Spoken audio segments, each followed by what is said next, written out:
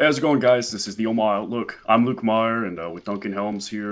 And just a little bit about this show is we're going to be doing a little bit of college baseball previews and such like that. So for this particular series, before the season starts, we're going to be previewing kind of some of the top 25 teams and such. Not as much predictions, but more just players to watch, interesting notes going into the season, anything like that. Just whatever it takes to get you guys ready for the upcoming baseball season. Yep. And once the season starts, our goal for this is kind of maybe like sometime earlier in the week, maybe on Thursday or something, to pick out 2, 3, 4 weekend series that we find are really interesting, make our predictions, have any notes, anything like that.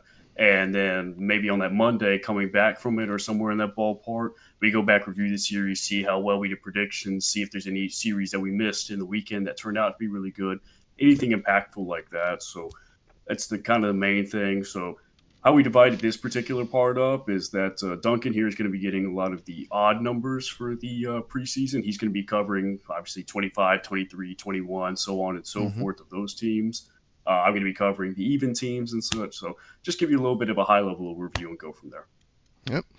So, like Luke said, we're going to be covering odds and evens. So this week I'll do 25, 23, 21. He'll do 24 and 22. Next week he'll get 20, 18, and 16, and then I'll get 19 and 17. We'll just alternate back and forth through. We're going to do 5 teams a week. So to start our first team, Troy, the Troy Trojans. Last year they were 37 and 22 in the Sun Belt. 37 and 22 overall, 18 to 12 in the Sun Belt, which was good enough for third. They've made 8 regional appearances in their history as a team. Their last one was in 23 at the Tuscaloosa Regional, which they did not get out of. They believe they went 1-2. And then in the Sun Belt tournament last year, they were third. They played all right, but they lost to eventual champ Southern Miss, which we happen to know a decent bit about. I guess we should admit pretty early on we're pretty huge Mississippi State fans. Went to college there together. So we know a little bit about Southern Miss, and they're no slouch in college baseball at all. So you go there, you go play a really good team. It's not that much of a disappointment. Especially for the size of the school and such like that. They've Yeah, yeah. consistently, especially past few years, just seem to always find a gritty way. I Oh don't yeah. think there's any real team in the country that kind of looks forward to going and playing Southern Miss. They got a great atmosphere Nobody, there. nobody Yeah, does. yeah. It's Especially, especially it's kind of more of a hidden gem, especially because whenever yes. you think of big, I guess college baseball brands, Southern Miss may not be one of the first ones to jump off the page to you, but hmm they've built a pretty dang good program down that way. Oh yeah, and I mean, in the state of Mississippi, it's hard to be one of the better teams of baseball. I mean, you're recruiting against State and Ole Miss, 2 teams that have won the national championship in recent years, and to go out there and compete every year. Mhm. And the Sun Belt's also, we're not. This isn't college football. It's a conference. Oh, for It's sure. real deal. There's no like, oh well, it's not the Big Ten, the SEC, the ACC. Of course, those conferences have a lot more of the star power. There's more money involved, especially with NIL nowadays. But Mhm. Southern Miss is no slouch. So to go out there and compete against them is just fine. But back to the number 25 team in the nation. Well, I believe we'll get to Southern Miss eventually. I don't know if you'll have them or if I will. Are they ranked? They are not. We won't get to I Southern think they Miss. lost a lot of production from last year, if I'm not mistaken. Makes sense. But Troy, they're on a decent run. Like I said 8 regional appearances. They've never hosted. That is something that they've been trending towards. A lot of their regionals have been in recent history. Like I said, last one was in 23. They barely missed out last year on a NCAA tournament appearance. Obviously, a ton of teams get picked. It kind of sucks to not be picked, and you have a pretty good season. You go play in your conference tournament. Maybe if they made it a bit further into conference tournament, they did win their first round game, but lost to Southern Miss, like I said. But this year, some guys to watch. So another thing about the format, we're covering a couple guys to watch, couple impact transfers, and then just some basic notes about the team. For Southern Miss, God, I'm talking about this so much. We talked more Tr- about Southern Miss and Troy we this time. have, but we're not gonna talk about Southern Miss anymore because they're gone. They're not ranked. Lost Yeah. production, like Luke said. Not worried about them. Um, their catcher, Brooks Bryan, junior. He is their best power guy. 18 homers last year, 589 slugging, 970 OPS. I mean, you start flirting with like 600 slugging, 1,000 OPS. That is a dog right there. That is a guy that I want on my team. The only problem with him is in 265 plate appearances, he struck out 60 times. So we're talking about a guy that can go out there, is kind of like a classic 3 true outcomes hitter, minus the walks a little bit. If you forgive me, I'm pulling up a couple numbers right now. But 121 WRC plus. So, okay, real quick. We're stats guys. Fucking nerds to the highest caliber as far as advanced stats go in baseball. We're going to talk about a lot of stuff, FIP, XFIP, WRC plus, WHIP, all kind of different stuff. We'll go over it as we go, so if you haven't actually heard of it, we'll cover it a little bit. Keep in mind, any stat that has plus at the end of it, the average is always 100. So 100 is your replacement level hitter, replacement level pitcher, whatever. You come in, that's what we expect from an average player. You get up above that, you're pretty good. You get way above that, you start talking, like I said, 121, that's a really good player. Get much below that, somebody you want to potentially move off the team, especially when you get to the MLB, talking about a guy you maybe want to let go, maybe you want to consider trading.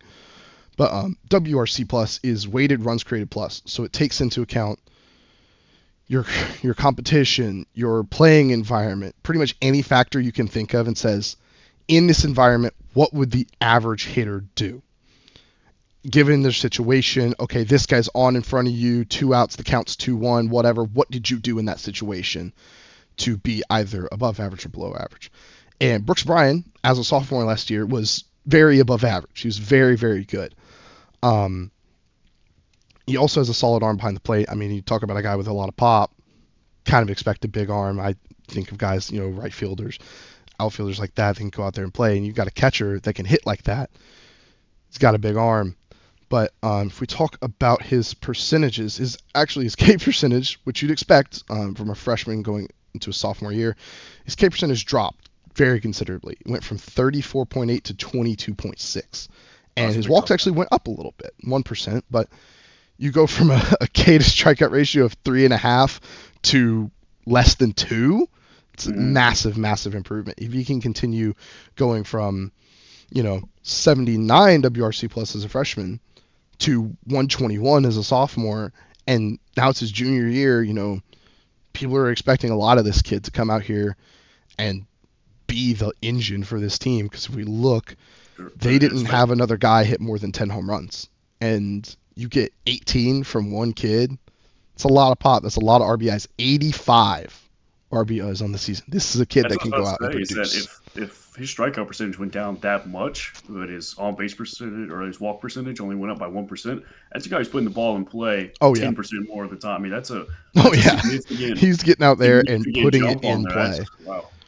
So, one of Luke's favorite stats, especially when it comes to pitchers, but is their batted ball profiles. So ground balls, line drives, fly balls, pop-ups.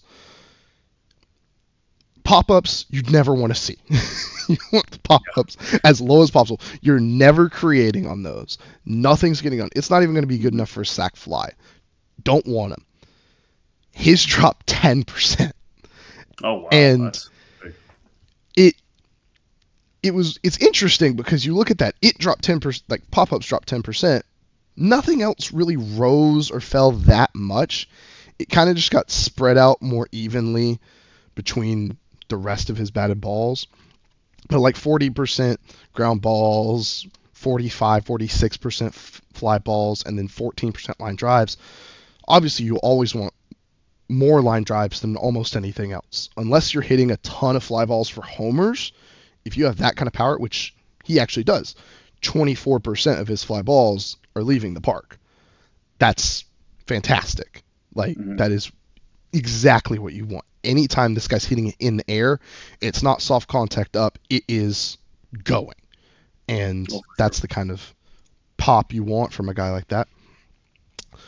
Moving on across the infield to third baseman Jimmy Janicki. He's a freshman.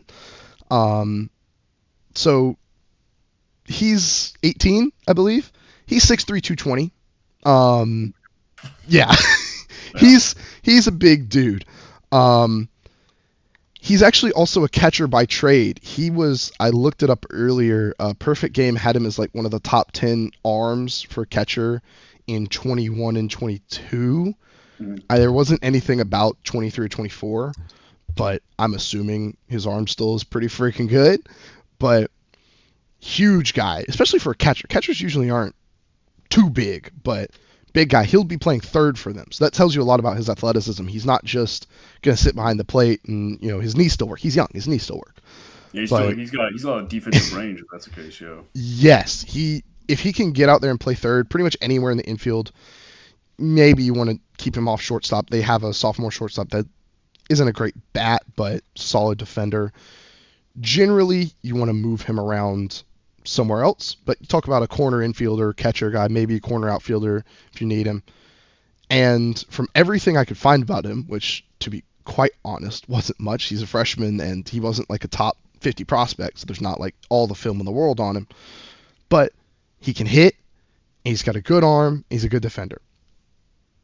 And he's an elite athlete. You talk about, like I said, 6'3", 220, 18 years old. And we're not talking 220 of like me 220. Like, this dude's big. Oh no, that's a grown man build. That That's is a definitely grown man at yeah. 18 years old who can go out there and play ball.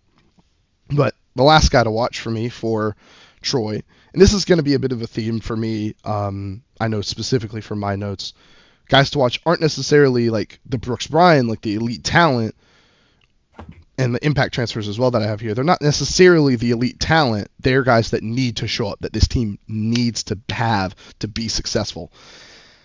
And one of the most important guys for Troy is Garrett Gaines. He's their most experienced starting pitcher. He's coming off Tommy John in 23, so he's 2 years removed now. This is a guy that can be an ace. We're talking a mid-90s fastball, a slider that can miss bats at a 70% rate, a changeup that can miss bats at a 67% rate. When I say miss bats, I mean whiff percentage. So that means anytime a batter swings, how often are they just swinging and missing? 70% of the time when he throws that slider, there's no contact. It's just a breeze. And from a starting pitcher, that's nuts. That's like closer numbers. You see a guy come out there and just put guys away, they're going to need him to show up. He also has a curve that his coach says he can do drop in there occasionally, which, as a starter in college, it's a little more okay to be a 2-3 pitch starter. You start talking about this guy's a senior, redshirt senior. You expect a lot more growth. You expect him to be the veteran. He probably has a fourth pitch. You want him to have another thing that he can throw in there, change the pace off. He's got the slider to righties, change up to lefties. You want something that he can throw to anybody, and a curveball works great. The problem with Garrett Gaines is last year he pitched 48 and a third innings in 14 games. So he wasn't out there getting a ton of length. He was 2-4 with a 540. And this guy's projected to be their Friday starter. That should tell you something about the Troy team in general. Starting pitching specifically is not where they're great. They've got some relievers that can go out there. Actually, their best closer, one of their best pitchers is their closer, who I almost put on here.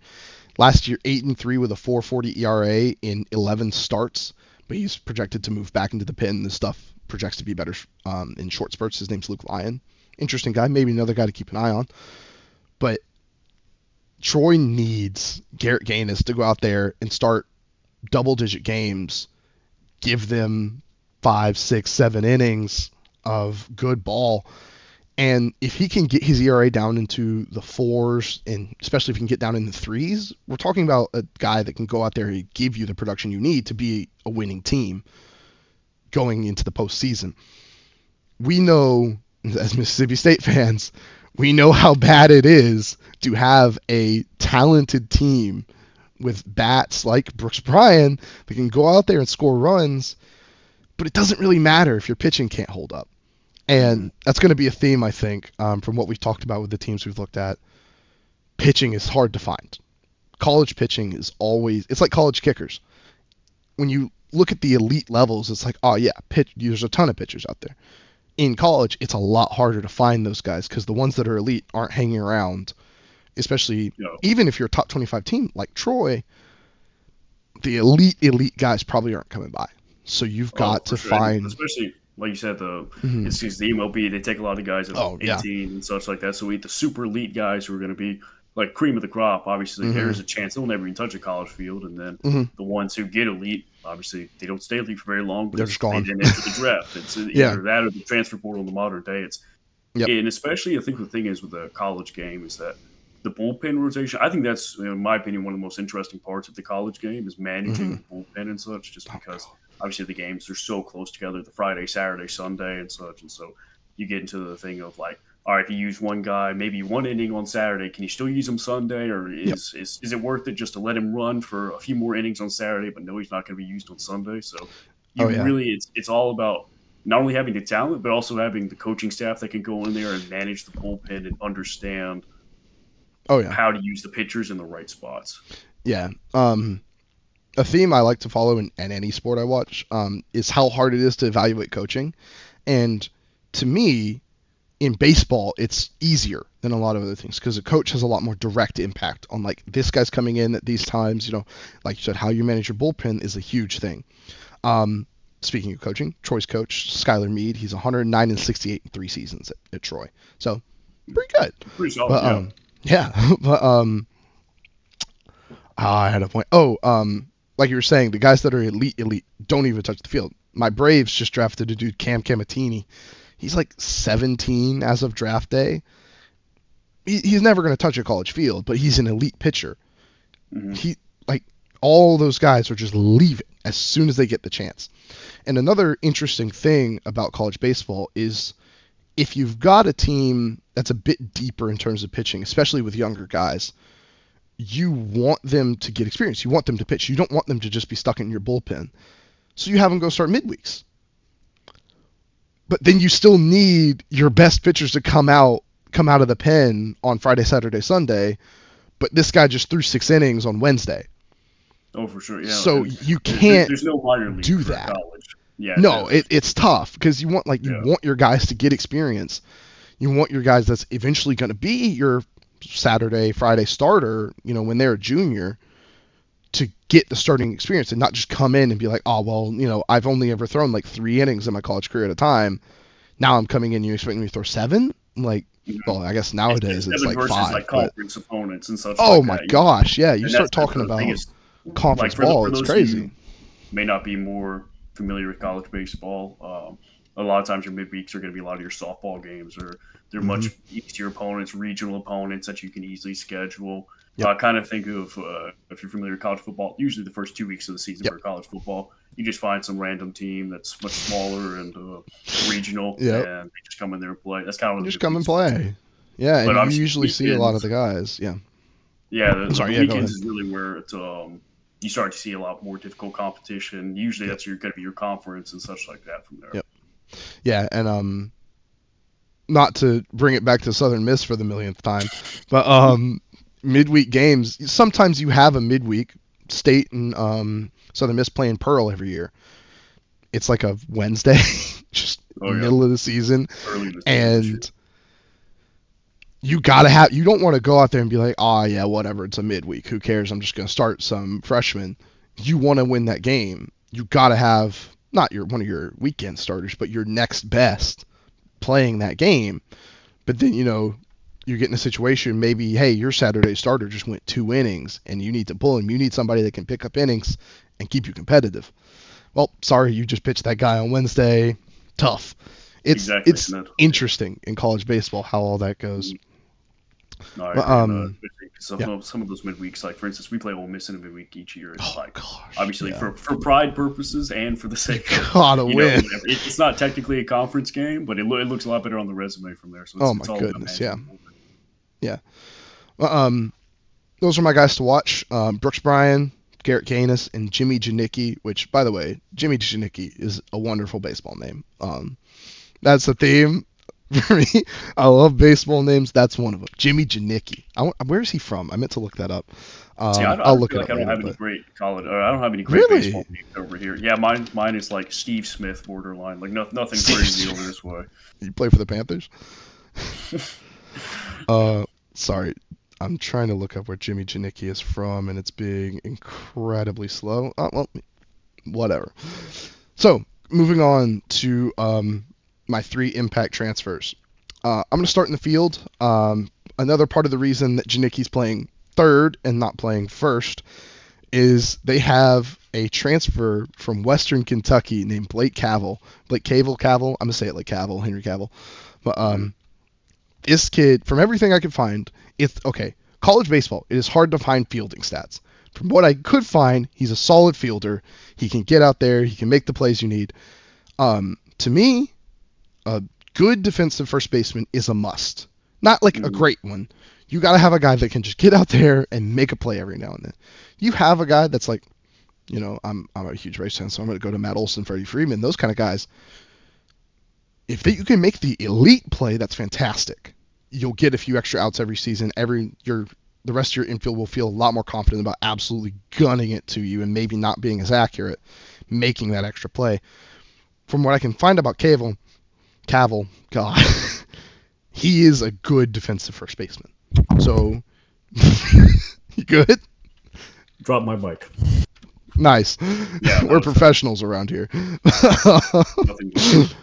But yeah, Cavill, he is a good defensive first baseman. He'll go out there, be a consistent fielder, make the play that he needs to make every time. Maybe not going to be the elite guy, but good. And let's be perfectly honest. First baseman is essentially your other DH. Oh, yeah. If he doesn't get out there and hit, he's not doing enough. And that's actually kind of an interesting case for Nebraska on this next preview. He's kind of a different first baseman from there, so I'll touch on him. Yeah, I think you were saying he's more of a contact guy. Cavill is my kind of hitter. He's 8 home runs, 19 doubles. So his slugging, which is 527, very solid. Talking like another 900, high 900s OPS guy. 970 OPS again. Like, this guy can hit. Most of his slugging comes from his doubles. He's not getting out there and crushing the ball necessarily. He's putting it in the gaps. He's making the right play with the ball, putting it where it needs to be put, putting it where the defense ain't, and getting out there and getting on base. Speaking of on base, his on base percentage is .443. The kid can hit and get on base. His slash line, .313, .443, .527. Yeah, so I love it. The amount of walks too. Then yeah. So funny story about his walks. He walks 17% of the time. Damn. You know how much he strikes out? 12. It is a 0.72 K to walk. I love it.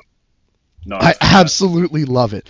I love a guy that can get out there and hit bombs, like I was saying about Brooks Bryan.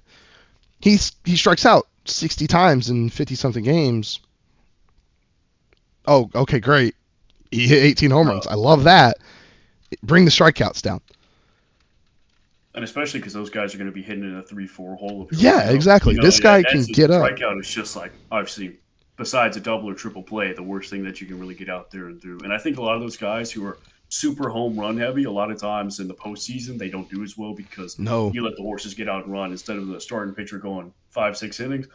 They're like, all right, 30 your arm falls off. And so that's where a lot of these guys, a lot of these home runs, they come from obviously relief pitchers and such like that, maybe guys who aren't skilled. So I think a lot of times in the postseason, these home run guys aren't translating nearly as well. Yeah. Like you said about starting pitchers getting out and running, that just made me think of an all-time game I watched a couple years ago. I forget who it was against, but Stanford starting pitcher Quinn Matthews threw 156 pitches. Yeah, it was incredible. It was absolutely on short rest. He had pitched like 3 days earlier or something. I was going to say, I was about to say short rest because I remember seeing that, and I literally thought it was a typo. I could not believe that. I watched that game in full because I think it was against it was Texas. It was man. Incredible. But Blake Cavill, he can get on base. He can hit doubles to drive guys in. Last year for Western Kentucky, only 47 RBIs, which feels low.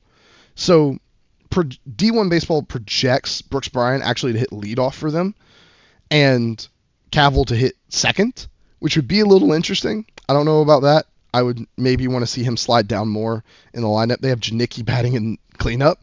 So we'll see how that all plays out. I expect Cavill to probably bat somewhere in the 3 to 4 hole. Because of his on base, I would assume closer to 3, maybe 2. Have him get on in front of a guy like Brian and still be able to drive in the guys in front of him. But he's an interesting guy. He's the classic Moneyball guy. He gets on base. That's what he does, and it's great. What's a little more interesting for Troy is the rest of their starting pitching.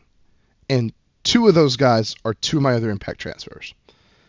We're going to start with Adam Felinsky from Eastern Michigan. Now, his numbers don't necessarily jump off the page in a good way.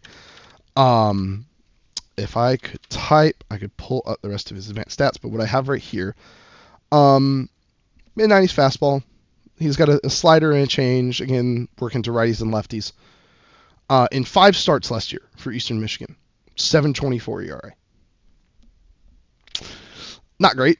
My personal favorite pitching stat is WHIP, which is walks and hits per inning pitched. It's just a good measure of like, hey, your ERA might be great, but are you just getting lucky and you're letting all the guys in the world get on base? A WHIP down in like the 1.5 and below is like solid. You start talking about below like a 1.3, 1.2, that's like, hey, that's your starting pitcher, maybe your Saturday, Friday guy.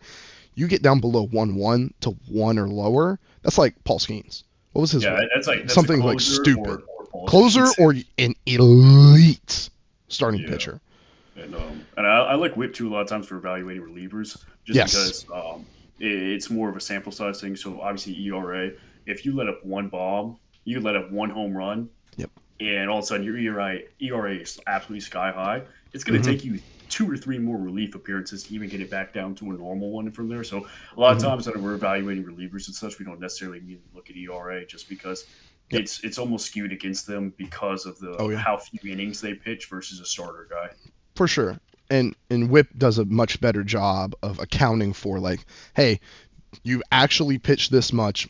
For every out you get, you let these amount of guys on. And but yeah, 205 WHIP, 651 xFIP, which is another insane name. Anything with an X in front of it is expected. So based on the statistical profile of where you are, like I was saying with WRC Plus, based on what was going on, what would you expect to happen? And then FIP is fielding independent pitching. So it tries to take away how good your defense is behind you and just say, hey, what do you do? And it relies a lot on batted ball profile. It, like me and Luke were talking about this earlier, FIP is a lot more slanted to strikeout pitchers. So it is something very good for a closer, for example. You want your closer to be able to strike guys out at an incredible rate. You don't care what the defense is behind him. You don't want the ball to ever even leave the catcher's glove. You want that guy to sit back down. But when you're talking about a starting pitcher, you might want a guy that can induce more ground balls, induce more soft contact, and FIP doesn't really take that into account. But from the way his ERA is, it being higher than his xFIP and way higher than his actual FIP, you would expect him to recover a little bit there. And if we look at a few more of his stats, he's a ground ball pitcher. 59% ground balls, 15% line drives, 25% fly balls, and 5% pop-ups. So when we talk about evaluating the value of a pitcher, especially, not even the value of a pitcher, but the value of a batted ball. When the ball is hit, if you're at the plate, you want the ball in the air and hit hard. That's the simplest thing in the world.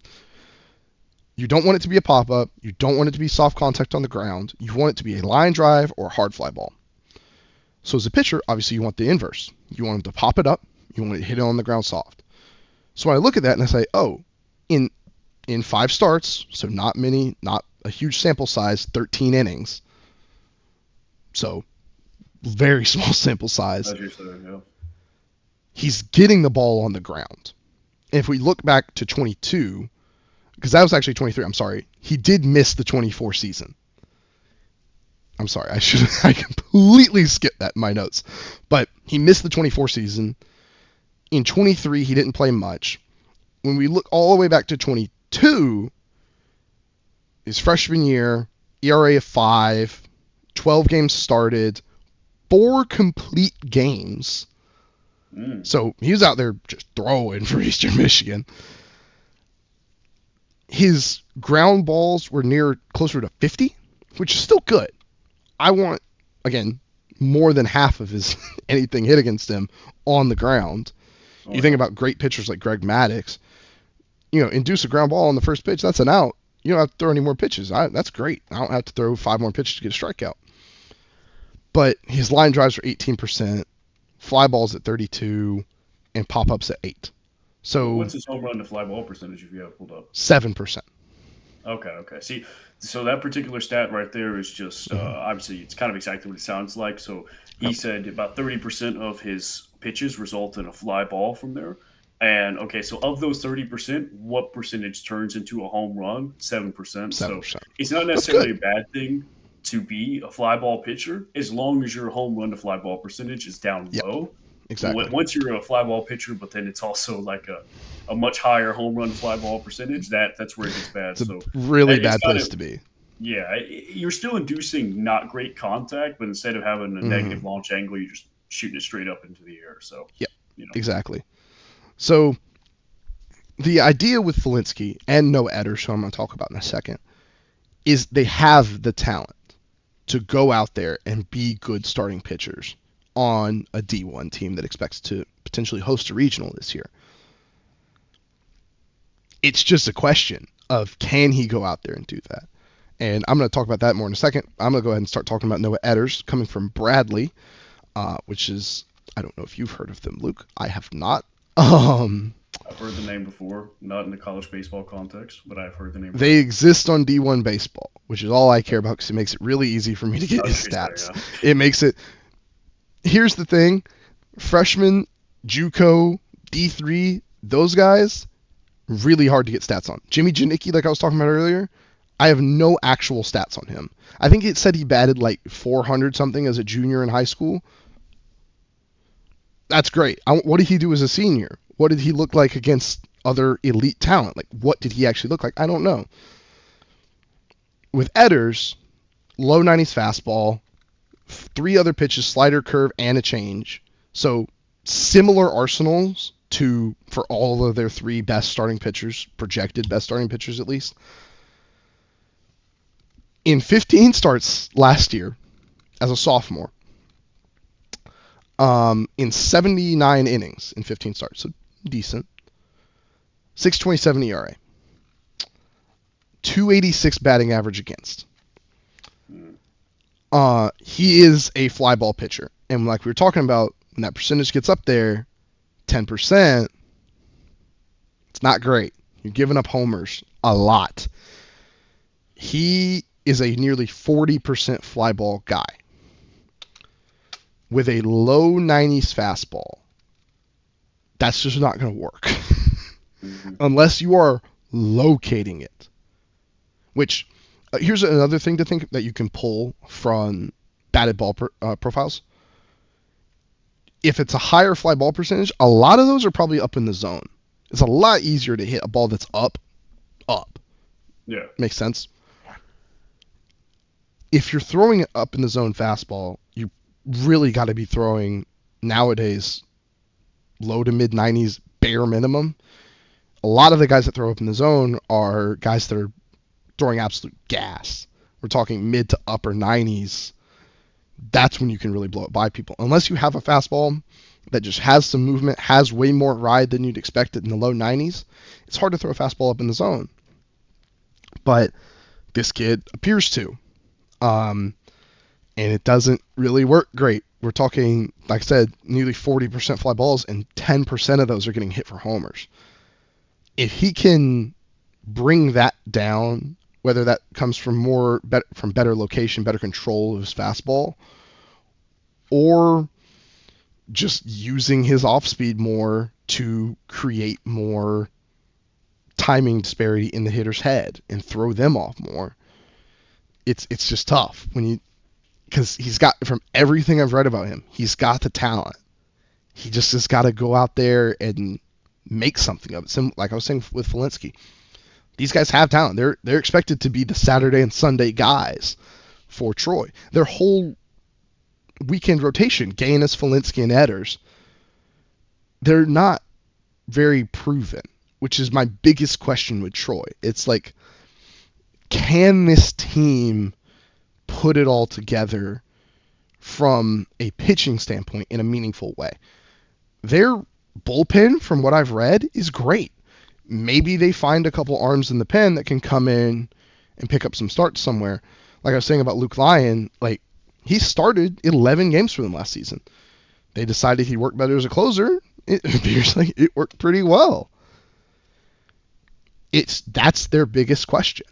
Can their starting pitching during weekends work? And like we were saying earlier, the Sun Belt Conference is not a pushover. It's real. So they've got to figure something out.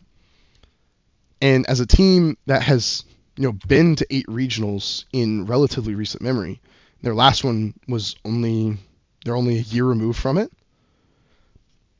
It's something to look at. And just as a little fun fact, there are 7 lefties projected in their starting lineup and 1 switch hitter. Their right field wall is 310.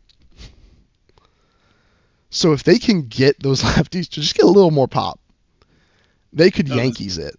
Does that wall, does it have any like height on the wall? 30 feet. So it's a taller wall. It's a taller wall, but it's only 310. Yeah, okay. With 7 lefties. I noticed that the dude on right field is really short, but we got the whole plaza up above it, so it's easy to hit a home run over that way, to say the least. Yes, but we're talking about 90. A massive chunk of their lineup is going to be looking to hit over that wall. Especially, to go back to him, Brooks Bryan. This kid hit 18 homers last year. I would assume quite a few of them were over that wall. Oh, yeah, of course. It's going to be interesting to see if that plays any effect. Of course, that's half of the fun of baseball. It's like everything's different for every team. So that's where you talk about stats like WRC Plus, where you try to take into account the actual conditions you're playing under, the size of the field, the depth of the wall, everything, like the run environment. The run environment. Sorry, that's the best way to put it, but that's the official way to put it, actually. But like, we're talking about the Yankees, I make fun of them all the time, but like, if Aaron Judge can poke one over the short porch in right field and it's a home run in one of 30 ballparks, still a home run. So it's just a little fun thing to keep an eye on. But Troy, I think, can make a little bit of noise late in the season if their pitching works out. And that's a big if. That's going to be, like I was saying, a theme for all the teams I talk about today. It's not that Troy necessarily lost a lot of talent. It's like they got some guys coming in that can produce. They're just not necessarily proven. And if they can get good starts out of these guys, they're looking real good from their eyes. So we'll see. 37-22 last year. If the pitching improves, 40-win team maybe. For sure. All right. So I guess we'll move on to, number 24, Nebraska. Mine's going to be a lot more brief than Duncan's here recording it. I mostly just have more of the high notes, just a handful of players to watch and going from there. So just kind of a little bit of Nebraska last season. They actually won the Big Ten championship. And so I was a pretty big momentum for them. They ended up losing in the regional to Florida. And the thing is about this particular team is that they're returning a lot of experience from that. I believe that one of their only starters left as far as like a catcher goes. He was kind of the leader of this team and such like that. So it was Josh Caron. He is a 125 WRC plus. So once again, he's about 25% better than the average player. Um, the main thing is that I think that Nebraska could really miss out of him is his 18 homers because obviously 18 is a pretty high mark in homers for general. But if you look at the Hmm. rest of their squad, nobody else was cracking double digits last year. So that's a lot of homers to make up for in terms of production. Even though this is an experienced squad, this may not be a squad that immediately has a ton of power in their bats, obviously, and such. So I think that'll be really interesting. I believe they just got in another transfer to help replace him, and so it it won't be too much of a drop off. It's not like they have a true freshman that's going to be coming in to replace him, but obviously somebody who's such a powerful bat, a leader on this team and such, it's a decent blow to it. But the biggest blow from last year's squad is Brett Sears. Now, I'm sure most people here, if you're watching college baseball, are pretty familiar with Brett Sears. But just to put in perspective here, 104 innings pitched last year. He had a 2.16 ERA. So not only was this guy an absolute workhorse for the Nebraska squad, he's also getting it done with an absolutely elite ERA. His batting against was about 191. So I mean, it's not like teams were getting on base and he was just leaving them stranded out there. It's like no, these guys couldn't touch him. I mean, 191 that's below the Mendoza line. That's just no good. And even as far as it goes, 246 OBP against. I mean, this he was an absolutely elite pitcher. He was a Big Ten pitcher of the year, everything like that. And I can pull up a little bit more of his official breakdowns here. So, and also, I think one of the big things here is too. So, left on base percentage. I'm not sure. Did you touch on that any earlier? Left on base? No, Yeah. I did not. So left on base to me is it's a great stat as far as evaluating pitchers and such, and it's exactly what it sounds like. It just shows like, hey, if the pitcher allows a runner to get on base, what percentage of the time is that guy rounding home or is he staying on base? So, for instance, if you have a like for Brett Sears, he's at 84.7% left on base percentage. That means that this guy, yeah. So even if you're getting on base versus this It's guy, you're not disgusting. making it all the way around. So like it's almost like you got to hit a homer off this guy. You talked about whip earlier. He's a .88 whip. I mean, he was absolutely filthy. So one of the So biggest things, just real quick, mhm, what makes closers so hard to get at is it's impossible to string hits together against them. You look at their left on base; most of the time they don't even get on base. But if you could be a starter that is just impossible to string hits together against, you're never going to give up runs, especially if you don't give up homers. So talking about 84% on left mhm. on base, that's nuts. Oh, you get a hit, it doesn't mean anything. You're not going to Oh yeah, rally against that guy. Jeez. yeah. That's one of those to me that really shows the composure of the pitcher left on base. It's Yeah. it's one of the closest stats we can get as far as the mental portions of the game because a lot of these Hmm. guys they look great up until a runner gets into scoring position. Then all of a Yep. sudden it's chaos from there. And I wish that was one stat that D1 baseball kept better track of is Yes. runners in scoring position. That drives me up the wall because I think that's one of the most important stats Hmm. to go from there. Just see kind of how clutch and such you're hitting from there. So, anyways, Hmm. that's big production to make up on both ends of that as far as both power bat and pitching. With that being Hmm. said, one of the big transfers in is Kale Frost. I'm assuming I'm saying that correctly from there. It's Looks right. CAEL. Yeah. It I looks can't right. say that I've seen that. So, anyways, he went to South Dakota State last year. Just to give you a little bit of his slash line here, he batted 343. He's on base percentage of 433. So not only that, he's drawing walks a good amount of time. His slugging was 742. So Wait. Okay. he's there to Seven. cover up that ball. Yeah, seven, Seven. seven, 742 with 21 homers. Um, and he had 163 WRC plus. So, I mean, this guy's no slouch. Granted, SDSU, I'm not overly as familiar with a lot of their competition that they played and such. So I'm assuming it's not necessarily Big Ten level. Yeah. No. But I mean, whenever you got a guy who's doing that at any level of college baseball, to me that shows there's some serious power in this bat. There's some serious skill in this bat. I think he's going to be a big person to make up for a lot of that lost production. What They year got is a he? one or two. I Sorry. believe. Let me double check. I don't want to tell you You're wrong good. here. Let me double check. I don't want to. I thought I had it listed. Kill Frost.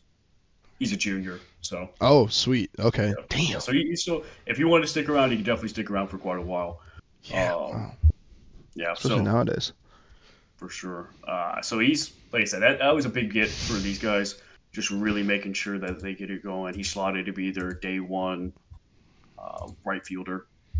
And so that's what looking at the rest of this team, though, is the majority of the production from this team is returning. Like I said, though, really much the only starter that I saw was going to be that really departed was Josh Caron, the catcher.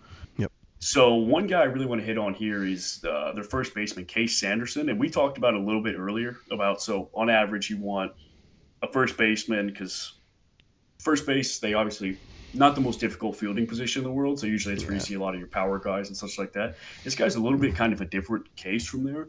He last year he had a 338 batting average, a 469 on base percentage, and 450 slugging. So a little bit different from there. Obviously, the slugging number isn't exactly what you would see. So he had No. 126 WRC plus, 20, so he's 26% better. And I think one of the big things is that, like you said, with the Troy first baseman, and we've seen with a lot of other guys like Hunter Hines at Mississippi State, he's the one that immediately jumps out to my mind. Their K percentage and K to ball percentage and stuff is high. This guy's 1.35 K to walk percentage.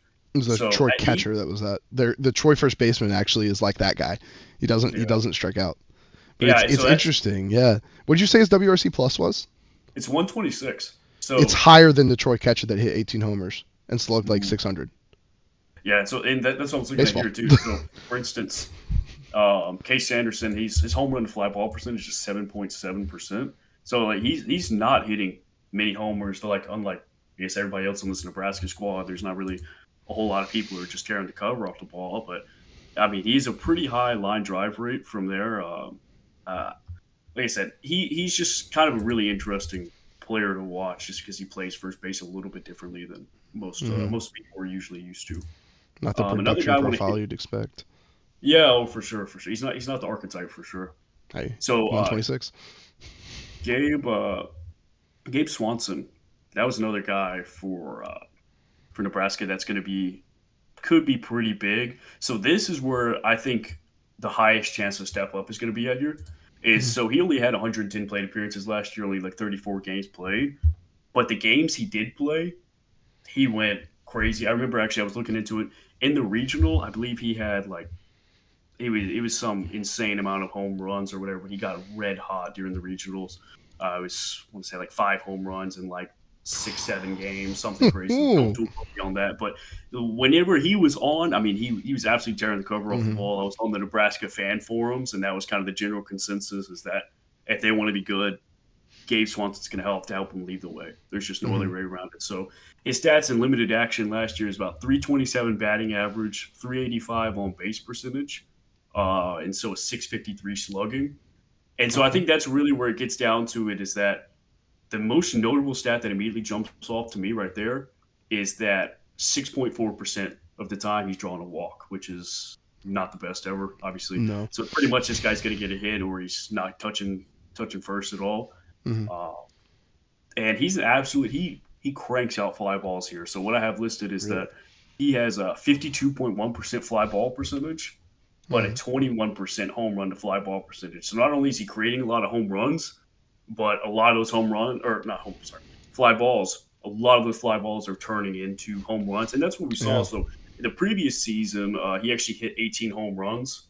And so it was really just seemed like an issue of availability for last year. So I think that if Nebraska wants to really do well this season, Gabe Swanson is going to have to step up here. He's going to have to be that guy. He's going to have to go out there and really go on. And I think especially whenever he's a left fielder, if you look over in right field, if Cale Frost puts up even very similar numbers to what he was doing at South Dakota State, they're going to have some of the scariest power corner outfields in the game. I mean, there's no way around it. Not only is this guy 327 average, wall slugging 653. I mean, he's carrying the cover off the ball, playing it simple. Oh, yeah. So, and I think really the last guy I want to talk about here is this is going to be their Friday guy. Mason McConaughey, I believe is how you say this. I actually watched a video of the announcer saying it. There you go. Just to make sure. But anyways, so we got a 3.45 ERA and 73 innings pitched, which is a pretty dang good ERA, especially that's a guy I think any team in the country would take, especially versus Big Ten, who was stiff competition from last year. I think another crazy thing for this guy, though, is he's at 80% left on base percentage. So it's once again we're going back into the territory of like even if you get on base versus this guy, even if you hit something against him, Mhm. it's not like you're going to be sitting there circling the bases, getting a rally going together. This guy's a rally killer, 100%. Love it. So, and one other thing I have here, and I actually thought this was really interesting. So, Sierra, for those of you guys don't know, Sierra is similar to ERA, and you read it as such. So, you want to lower Sierra. But what this is essentially you take in pitching, but it also factors in what kind of pitches or what kind of outcomes you're producing here. So, for instance, FIP relies heavily on fly balls and such like that. It doesn't really reward a lot of ground ball pitchers or lazy fly ball pitchers and stuff. Sierra judges and says, all right, so there was a hit, there was something that happened in the game and such.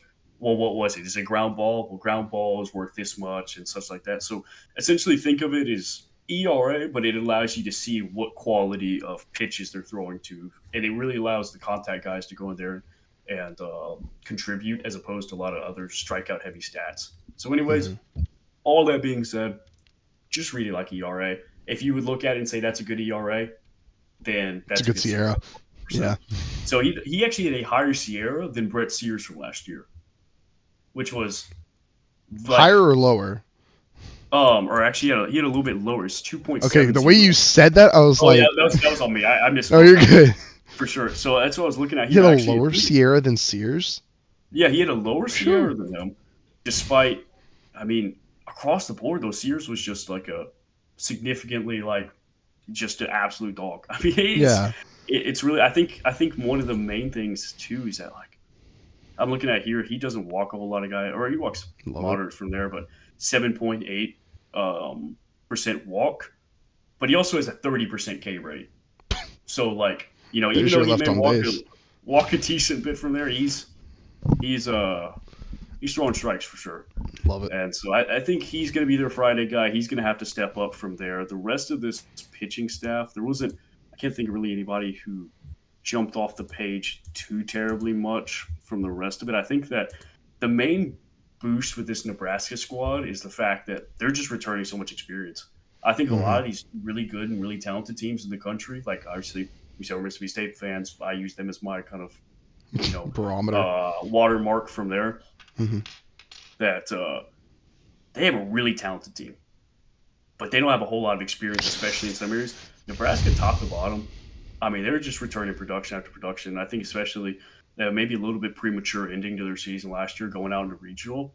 But Hmm. I think that this team's floor is much higher than most teams' floor, especially even on this list and compared to other, I guess, teams across the country. Their floor is so much higher just because they're returning such significant production. Hmm. Um, and I think that's pretty much all I have from here. The last thing I really have is the Mason McConaughey. He's a Hmm. sinker slider guy, but Okay. he's mostly a two pitch kind of guy. But I think, like you said earlier, that with a lot of your starters and your Friday guys, you're going to want to see a handful more. From what the reports I was reading, he's looked like he might be a four pitch kind of guy this year. He added a little bit more. I believe that his changeup was a really effective pitch last year. He just didn't throw it too much. So I would look for him to maybe add one or two more pitches as opposed to maybe a sinker or slider come this season. Yeah, I happen to have the 24 tournament bracket pulled up. Mm-hmm. Um, they beat Niagara in the elimination bracket, and then against 3 seed Florida. Well, okay, they lost to Florida 5 to Mm-hmm. 2 because they were the 2 seed. Lost to Florida 5 to 2. SEC baseball. I'm gonna harp on it all year. I love SEC baseball. I love the SEC. It just means more. I don't want to talk about football though. This Yeah, year, football's the last thing we don't talk about this year. Christ, state fans, no. But Yeah, we've had enough. we've had enough. They beat Niagara 7 to 5, which they should have. Um, okay, I'm sorry. I'm just reading like a couple of the other scores here. It's nuts. But Mm-hmm. Florida beat Nebraska 17 to 11. Mm-hmm. Yeah, I I'm saw that game. assuming Sears and McConaughey weren't pitching. Yeah, that would. I feel like that's a fairly safe assumption. That also gets to part of the tournament where it's like, hey, do we want to burn an arm here? That's probably like Yeah, a back into the bullpen yeah. type of game for sure. Then, but just the other score I saw that like popped off the page. In the first game, the 1 seed, the host, Oklahoma State, Stillwater Regional, beat Niagara 19-7. That's disgusting. All right. Sorry, I saw that because I had that pulled up, but I was wondering what for that sure. is. No, for sure. Yeah, that was interesting. high scoring regional, to say the least. Jeez, yeah. Yeah. So, all right. And I then, think that, yeah. I was gonna say that's pretty much all I have regarding Nebraska. Like I said, I was gonna keep mine fairly brief. I didn't have too many many notes on them from just because, like I said, it's not like they had like one or two guys that are just coming in and be impact transfers. It's pretty much the same team that we saw last year, minus an absolutely elite pitcher and a pretty dang good catcher. So I mean, they're going to be pretty dang. Look for them to go back into Big Ten contention. They're going to make some noise. Yeah. And I mean, you talk about the Kale Frost that came on, 742 slugging. Oh yeah, it's disgusting. I don't care who you're playing. Yeah, I was going to say he's not going to replicate that, but the fact that 742 is truly disgusting. That's filthy numbers. And then still getting on base 40% above 40%. Oh yeah. Okay. Yeah. Also, I think this is going to be a theme in episodes going forward. If you give me a chance to sit here and talk, you say, "Oh yeah, this is your segment." You're like, "Oh yeah, I don't have so many notes." Because we were talking about it, I was like, "Oh, dude, I don't know how much to have on like from a notes perspective." So I have not a crazy amount, I don't think, but I can sit here and talk about baseball all day. I think that's one thing is that I guess Duncan and I had very, very different ideas of what a brief description of each team was from there. Like I said, I think we talked more about Troy than I have. I think we talked more about Southern Miss than we talked about Nebraska. Southern Miss probably brought up more than Nebraska here. I think we know a lot more about Hattiesburg, Mississippi than we do Lincoln, Nebraska. So. For sure. I know much more about Sun Belt baseball than I do about Big Ten, honestly. I don't watch the Big Ten much.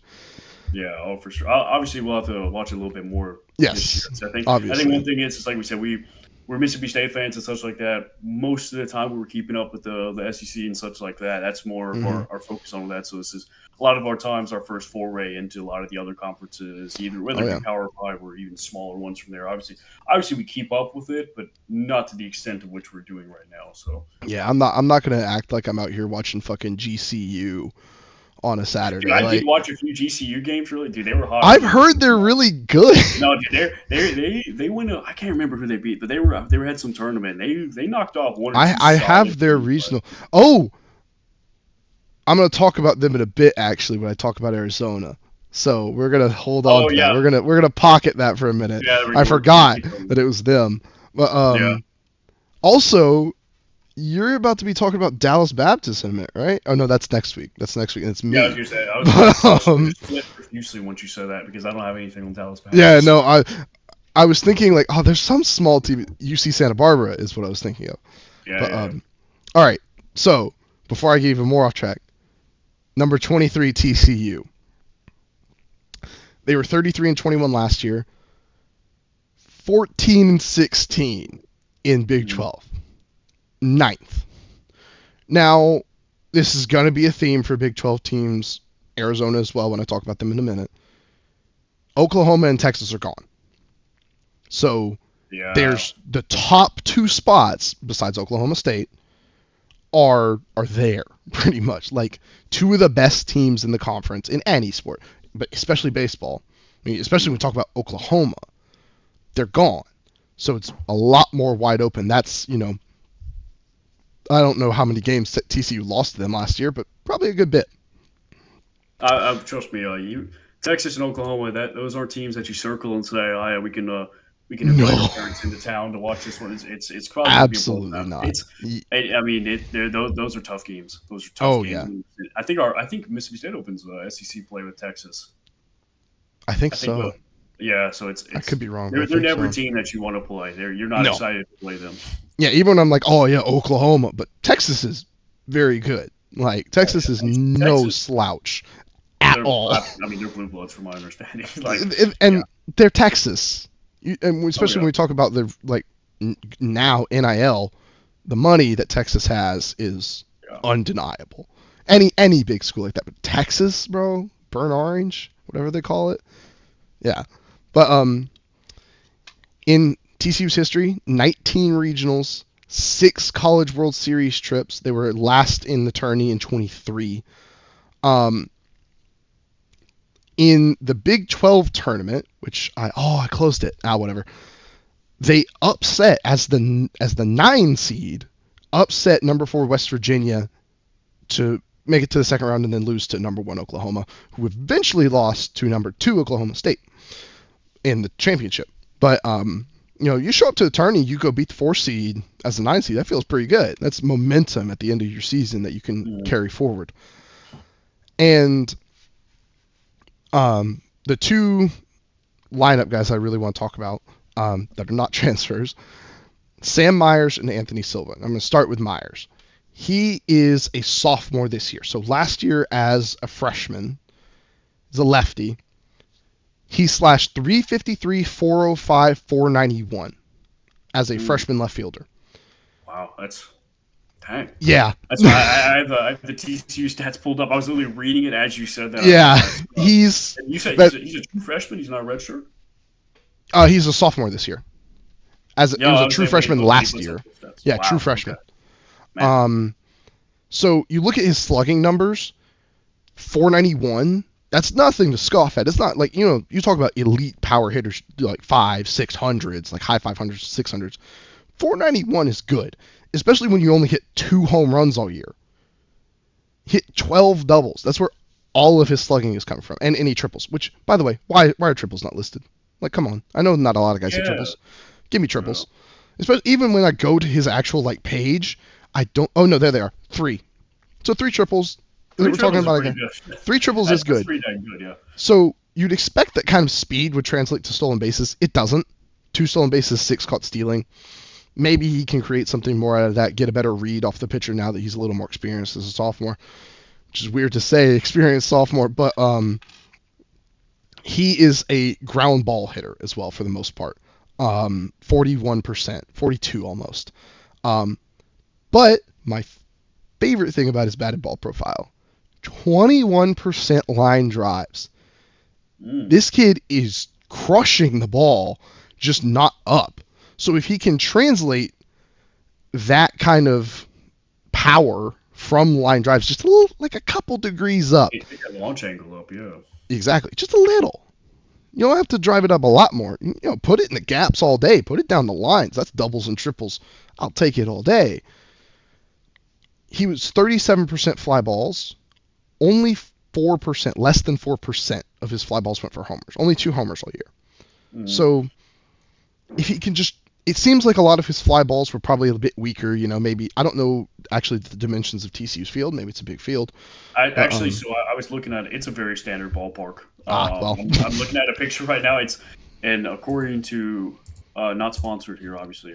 Google, I wish. Left field line is 330. Left and right field power at least 375. Center field 400. Right field 325. Yeah. I'm looking. It's not like there's a monster in either field. It's a very just standard baseball field. So it's something you look at and you go. He also only 194 plate appearances. Nothing crazy. By the way, just for those who don't know, the difference between plate appearances and at bats, walks don't count for at bats. So I'm never going to talk about because I like walks. If you can get on base and make that pitcher throw at least 4 pitches to you, probably more. Fantastic. Get him, wear that pitcher out, get on base, create something for your team. That's my philosophy when I'm talking about guys with high on base. 405 on base as a freshman. That's another thing about him. He doesn't strike out much, but he also doesn't walk much. So his whole thing is he's a contact hitter. He's trying to hit everything that comes in front of him. 353, 405, 4.6% walks. He doesn't really walk. He's trying to swing at everything, trying to put everything in play. That's the growth I think we could really see from him because he's talking about a lot of line drives and doesn't walk. Bring the walk numbers up a little bit. Bring the K numbers down a little bit. Don't swing at everything outside the zone. I don't really know what his swing profile looks like, but if he can just keep it contained a little more, be a little more picky as a sophomore. Like I said, he got the experience as a freshman. He went out, he produced. if he can just contain it a little more, probably see those numbers go up even more and be even more impressive than they already are. But yeah, he's a guy that I love that kind of profile of player. Like, I love a guy that can go out and hit 40 home runs, and in MLB he's not 40. If you can hit 40 home runs in college, you're fucking killer. But get out there, get on base, set the table for your team, create chaos. I love it. The next thing I'm going to talk about is Anthony Silva, their shortstop. He is a junior. So last year was a sophomore. He went through a major sophomore slump. As a freshman, 330, 416, 471, 7 homers, 17 stolen bases. Elite freshman shortstop. Shortstop position? Yeah. Oh, yeah. Generally, a short, like we were talking about first base, you don't see a lot of production. There's not much production to be had in the field. Shortstop is essentially the opposite. A ton of production in the field. It's that and center field and third are like your highest fielding run value positions. Mm-hmm. If you can go out there and hit as a shortstop, bro, you think about guys like Bobby Witt Jr., Ellie De La Cruz, those kind of guys. Mookie Betts, because I guess he's a shortstop now. Like guys that can go out and it's insane. But if you can go out and hit as a shortstop, and of course those are like the elite guys, but you can go out and hit as a shortstop, man. That's his freshman season though. Last year, 268, 369. What? I was gonna say one thing is too is that it's really interesting the trend of baseball over the past few years as far as like our traditional like confines of what a position players are. Yeah. I mean, we got starting pitchers out there like Cy Young guys that lead the league in home runs, stealing bases. Like so, it's like, ridiculous. And then you see some guys like Bobby Witt Jr. who's just absolutely tearing the cover off. Baseball is going through probably one of the most radical changes of any sport we've seen since probably the 3-point revolution that happened in the NBA as far as just the way the game is played. Like it used to be back in the day, hey man, if that shortstop gets above the Mendoza line, which is 200 batting average, thumbs good. up. Now we're getting guys like Bobby Witt who's just tearing the cover off the ball. To me, that is one of the most interesting changes as far as the game of baseball over the past few years, and it doesn't look like it's going to slow down anytime soon. We're getting even more, I guess, freaks or mutants that are coming out of nowhere. They're calling out every hole and they're just freaking tearing the cover off the ball. Speaking of two-way players, this is a note I had, but I'm just going to go ahead and talk about it because I'm thinking about it. Peyton Tolley is a guy that TCU lost to the draft last year. Elite two-way player. Probably going to pitch, if we're going to be honest here. He didn't hit much his senior year at Texas Christian University. Only slashed 182, 303, 327. But as a junior at Wichita State, 311, 361, 538. So, pretty good. When he played a bit higher competition, didn't work out as well at the plate, but maybe he can create that. As a pitcher, though, 81 innings. Where is it? Oh, my goodness. 321 ERA in 14 starts. Pretty good. They lost that guy. They got a new one. They have another two-way guy, Noah Franco. He's a high school All-American. In his senior season, he batted .337 with a .89 ERA. So, thinking of two-way guys, he's somebody, he's not projected to start, but he's a guy that you've probably seen the midweeks, if I had to guess, if you're going to see him. Yeah. Look forward to the next couple of years, though. That kid could be a draft prospect that we're talking about all day long. But for sure. Back to Silva. He slumped massively. He went from 330, 416, 471 to 268, 369, 384. This is a kid that was an elite bat as a freshman and just lost it. He still stole bases, still got 13, but... I was looking at when you read off those first stats. I actually have the TCU stats pulled up here. You said the stats from his freshman year. I had to go back and double check and make sure I was looking at the right guy because I was it makes no sense. Like literally trace my finger across the screen because like that is just such a tremendous drop off. It is incredible, and one thing that it can really, really be attributed to. Also, just one thing that also tells you how big of a drop it was as a freshman is WRC plus 118, 18% better than the average player at the plate, not considering his defense, which from everything I've read is elite. 87 WRC plus as a sophomore. So Still an elite defender from what I could read. It's just the bat wasn't there. And a lot of that appears to be he struck out more. He struck out 6% more.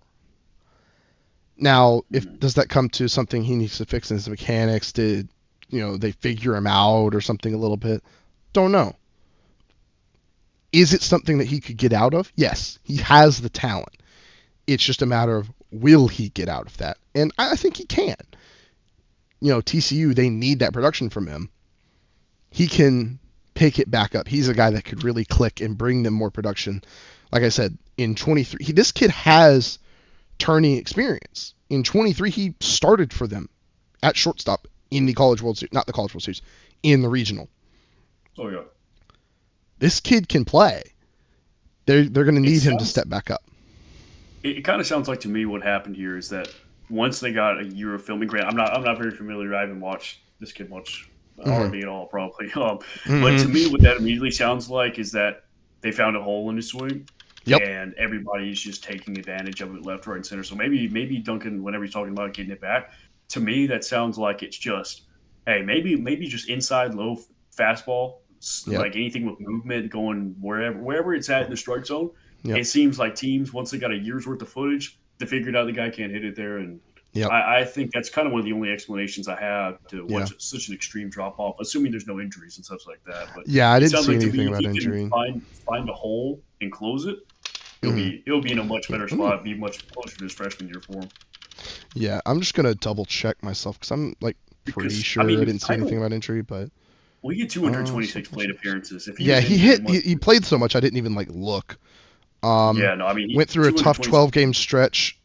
12-game stretch where he only had 3 hits. Yikes, that's tough.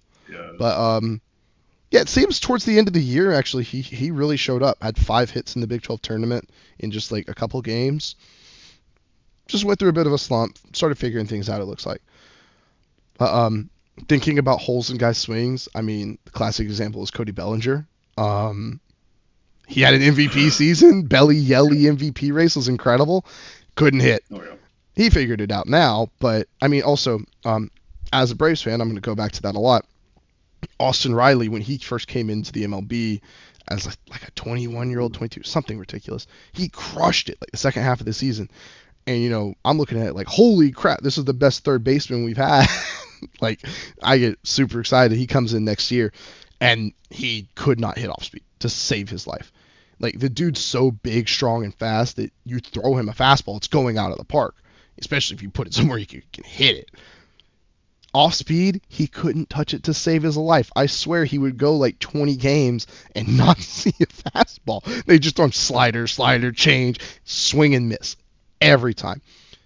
Now he's one of the best third basemen in baseball. So it's one of the things of the talent is there for Silva. He's just got to figure it out. So moving on to my last guy to watch before I get into transfers for TCU, because there are a good couple. Ben Abelt, I believe I'm saying that right. He was their closer last year. He's moving to starter. He had in 26 appearances in only 1 start, 8 saves, 44 and a third innings, a 1.83 ERA, a 186 batting average against, struck people out almost 30% of the time, only walked people about 9% of the time, which is a little high, but the difference there, 3.39 Ks per walk. So an inning of outs before he walked a guy. An entire inning for every walk? Yeah. Yeah, that's ridiculous. He is a closer, but talking about Sierra, 279, you'd want his left on base to be a little higher as a closer. It's still good. It's 67%. It's not the Nebraska guys where you're talking about the 80s, which is ridiculous, but 67% is very solid. As a sophomore, this guy's a junior, unless I'm completely reading. He's a junior. As a sophomore closer, this kid was destroying people in the 9th inning. And so let me ask you this, Duncan, too. I guess this is more just a general baseball question and such from there.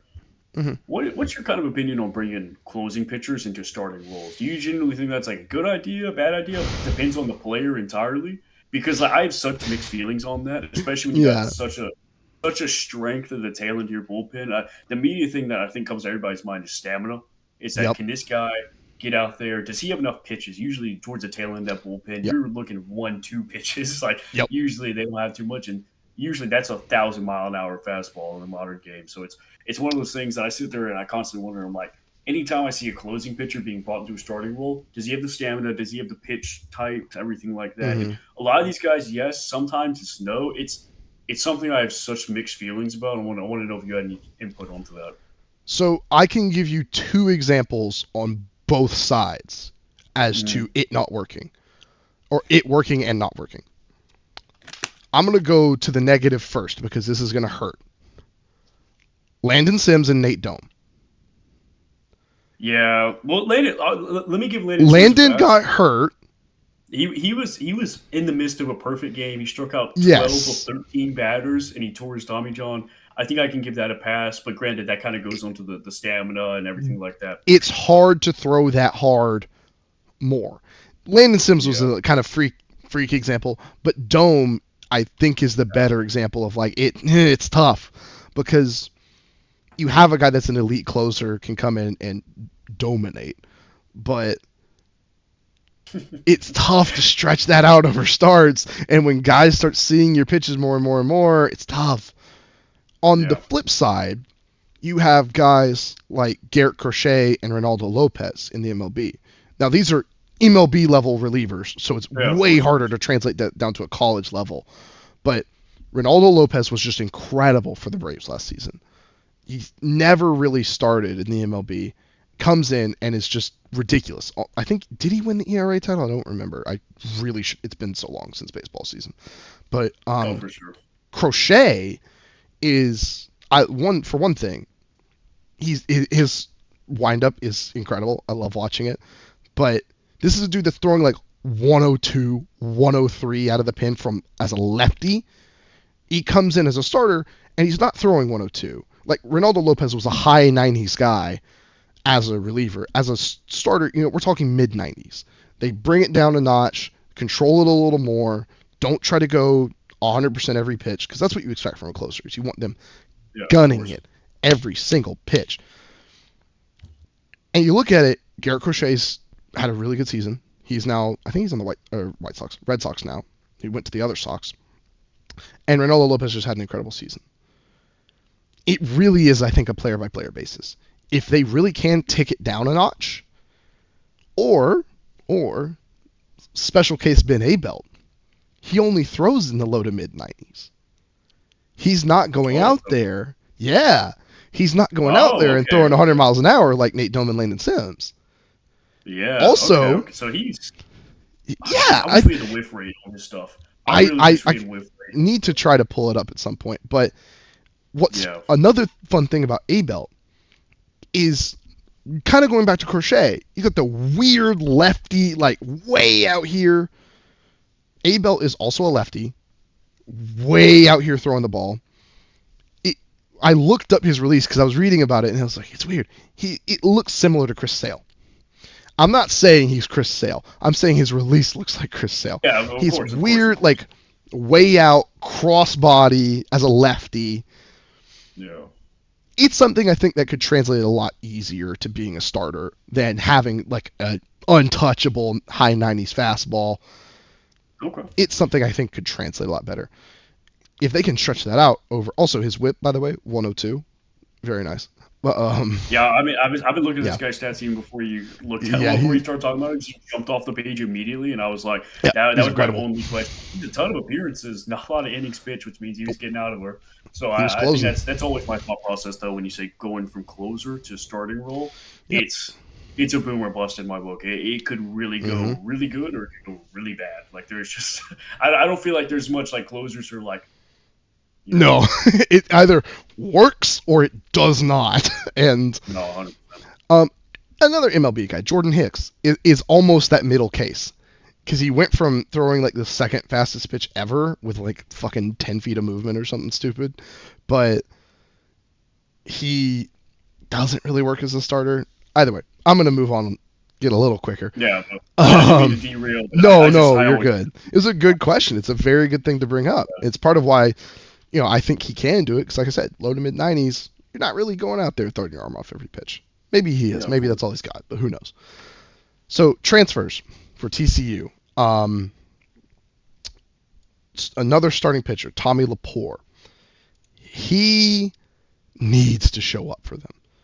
He's transferring in from Wichita State, upper 90s fastball. And I'm sure you've noticed this looking at their starting pitching. He's the only one to crack 50 innings of college ball. I don't know how that freshman pitched. I'm not going to put any stock in that until I see it. 78 innings in 16 starts. So, decent. That was as a freshman. Now, ERA 4.25, sure. 4.27 Sierra, okay. 6.60 FIP. What does that tell me? That's not strikeouts. 20% Ks, 10% walks, but there's something going on there that FIP doesn't like. And it's mostly that he gives up ground balls, which I do like, which is why we look at Sierra. Yeah, I was going to say, what's the Sierra looking like? Sierra's 4.27, so it's right about the same as the ERA.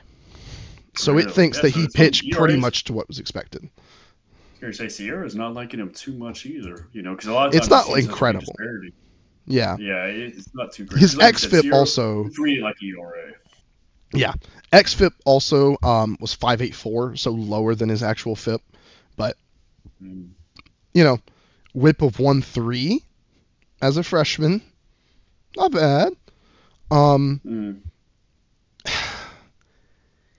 It's just a question of will he come in. Like I said, he's their only starting pitcher with D1 like 50 innings.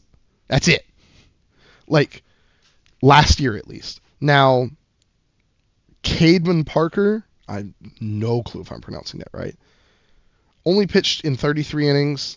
He potentially got hurt because 3 ERA, 16 appearances. Oh no, he didn't get hurt. He was in the bullpen. He only started 4 games. Can you tell I didn't really look at that guy? Yeah, oh no. Lepore is he's got to show up. You've got to have another guy in that rotation because you've got 2 guys coming in from the bullpen to start, and you lost your best starter in Tolley. It's tough. It's a tough thing. It's pitching. It's pitching. Like I was saying about Troy, you just don't know how it's going to go.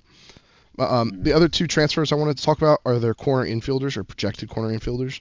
Cole Kramer coming from Washington State. We have a trend of 3 straight first basemen that don't really hit for power. He 340. Maybe he's going the way of the shortstop and the. I guess. I know it's weird, but yeah, I don't know.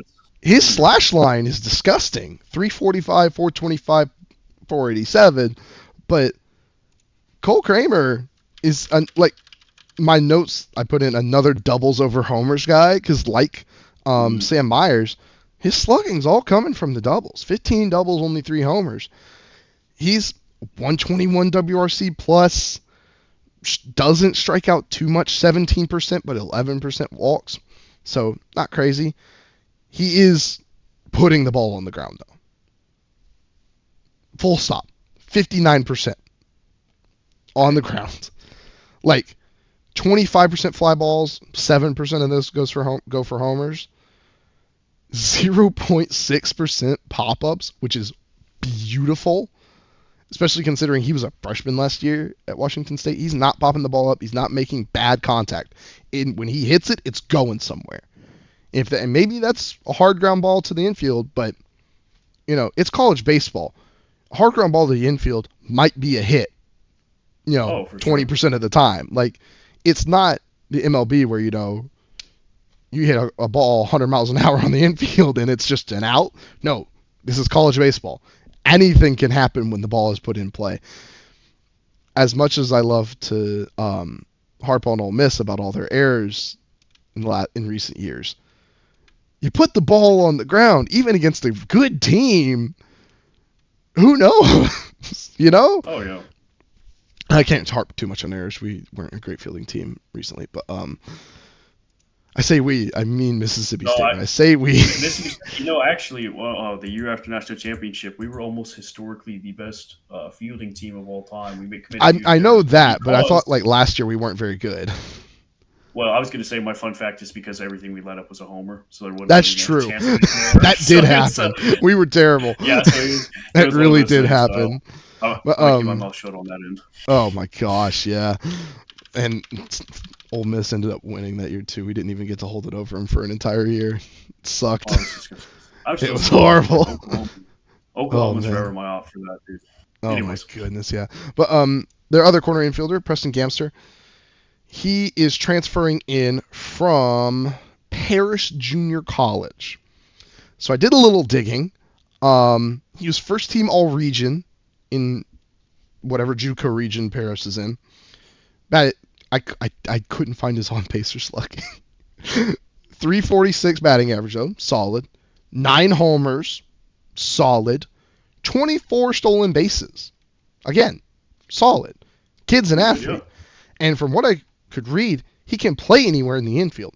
So, looking at the second baseman, the transfer from Texas A&M, Jack Bell, 250, 500, 500 in 26 plate appearances. If he doesn't work out for whatever reason, maybe you slide Gamster in there. Put him wherever you want. Maybe he can play a little bit in the outfield. He's got the speed, it looks like. So, like I was saying earlier, it's a bit tougher to evaluate transfers from, and like you were saying about the South Dakota State guy, it's tougher to evaluate against that lower level of competition. But, I mean, 346, 9 homers, 24 stolen bases, and first team all region, that'll play.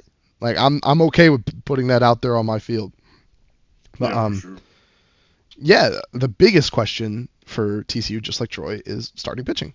And also the fact that none of their players from last year, including their transfers, and I mean freshmen as well, but they don't really count in terms of they didn't play college ball, so they didn't get the chance to hit in college ball last year. None of their players hit more than 10 homers. Their best was 9, and that was the JUCO guy. And then their second best was 6.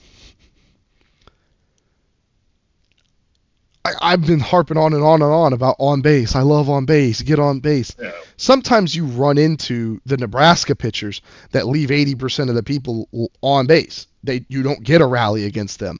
So, it's great when you can rally all year. You run into an ace in the postseason. You run into an ace in conference play. Doesn't work. You need some sort of pop to get your guys around the bases. You need something to spark something late in the game. I love homers. I hate strikeouts. That's the thing. Those things seem to be connected, and that's why I harp on about on base all the time. But you gotta have people that can hit homers. Maybe Sawyer Strohsnyder.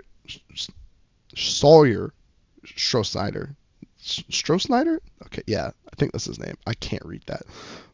But maybe he'll have a ton of pop. It's a freshman. It's hard to tell how they'll compete. Maybe he'll be another Anthony Silva, come in and just kill as a freshman. But you just got to see. The best thing for TCU is what I was talking about right when I started talking about them, which is that 2 of the best teams in the Big 12 are gone. You have an experienced team. A lot of these guys went to the tourney. Any of those juniors that aren't transfers went to the tourney. These guys have seen postseason baseball. You just beat 4 seed West Virginia last year in the Big 12 tournament. You're looking up towards the end of the year. You gotta find your way back.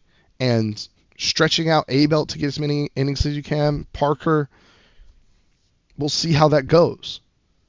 But the Big 12's wide open besides basically Oklahoma State, who's just, if we're going to be real here, if everything works out for Oklahoma State, they're going to run away with it. But they're an incredible team. I don't know off the top of my head anybody else that's going to really compete with them in the Big 12. But if you're TCU, you're looking at it and go, hey, we can make something happen here. If we can win a bunch of games in conference play, we could not host a regional, but we could go to a regional. Maybe even host if we play really well. So things are wide open for this team. It's a bright future for them. And they got a lot of young guys that are very talented. But yeah, that's what I got on TCU, Texas Christian. All right. All right, so next we got up here is going to be number 22 UC Santa Barbara, and let me just pretty much I can surmise, or I guess sum up their whole season in one word. It's going to be pitching, plain and simple. Here we go. This team, if this let me start this. If you believe success, it all comes down to pitching. If you are like the bat don't matter, nothing else matters, pitching, that's all that matters. This is going to be a team that you're going to absolutely love. You're going to eat this team up, because there's just a few different guys in their pen that they just have, and I mean they are just and they're not just dogs. We're talking like first round guys. So for instance, but let me go back to last season. So they ended up actually hosting a regional last year. So they hosted a regional. Yeah. They ended up losing to Oregon in their own regional championship. It was unfortunate or whatever. So obviously they didn't make it to any supers and such like that. But whenever you look at the stats and such from last year, you would kind of think that and such. So going on to this year, they really, really lost a lot of their offensive production. We're talking the majority. I think it was like I saw somewhere it's like 7 players you're gonna have to replace somewhere as far as the field, as far as routine starters and such. I mean, this is a team that it was absolutely ravaged towards as far as the offensive portion of their lineup. Um, so we're looking at it here. We got a bunch of transfers on in. We got two guys that are batting right around 200. You know, so I think that's going to be the biggest question for these guys is that it's all going to come down to pitching. And so since I keep harping on that, let me get into a little bit of it. Last year, what they actually had is they had a pitcher by the name of Ryan Gallagher. And just to show you kind of how silly this guy was here, 2.22 ERA, 161 batting average against. So, I mean, guys aren't hitting him whatsoever across 89 just innings straight of up work. I mean, he's just absolutely shoving it from there. He's a 27% K percentage, 74% left on base. I mean, just a silly number. So, like again, just another pitcher. Even if you get a hit off on him, if you're that lucky, you're not going to keep going all the way around. And just looking at him here, he just was an overall balanced picture. I mean, 42% ground ball percentage, 17% line drive, 40% fly ball, 12% pop ups. He generated a lot of pop ups last year for them. Obviously he was their ace and stuff. The biggest number I'm looking at here though, of the 40% fly balls that he generated, 3.4 home run fly ball percentage. So like, I mean, this guy just was not giving up homers. Absolutely allergic to this stuff. Obviously, keep the that's ball going in to the have park. some place. Luckily, now if you were any program in the country, that would be a devastating blow for you. But if you see Santa Barbara, luckily you have Tyler Brimner, who I read a lot of things about this guy. A lot of people are saying that he's the chance to be the best right-handed pitcher in college baseball, and a very, very high draft pick. I'm talking maybe like top 5, top 10 from what I saw, if he lives up to it. And apparently, he did very well last year. But from everything that I was reading, was the summer league stuff, and it was for Team USA. Apparently, shot his draft stock up through the roof. So let me touch a little bit on his stats from last year. 2.54 ERA.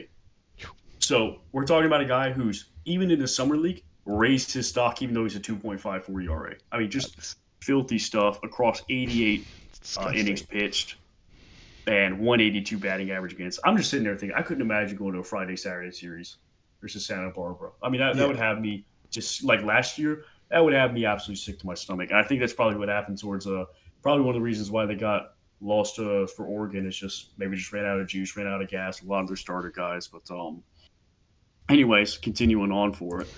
So and then last year, really one of the only things I can see that might be a knock against him is that 67.5 left on base percentage. That's not bad. That's good. If that's your worst stat, you're in a very good spot.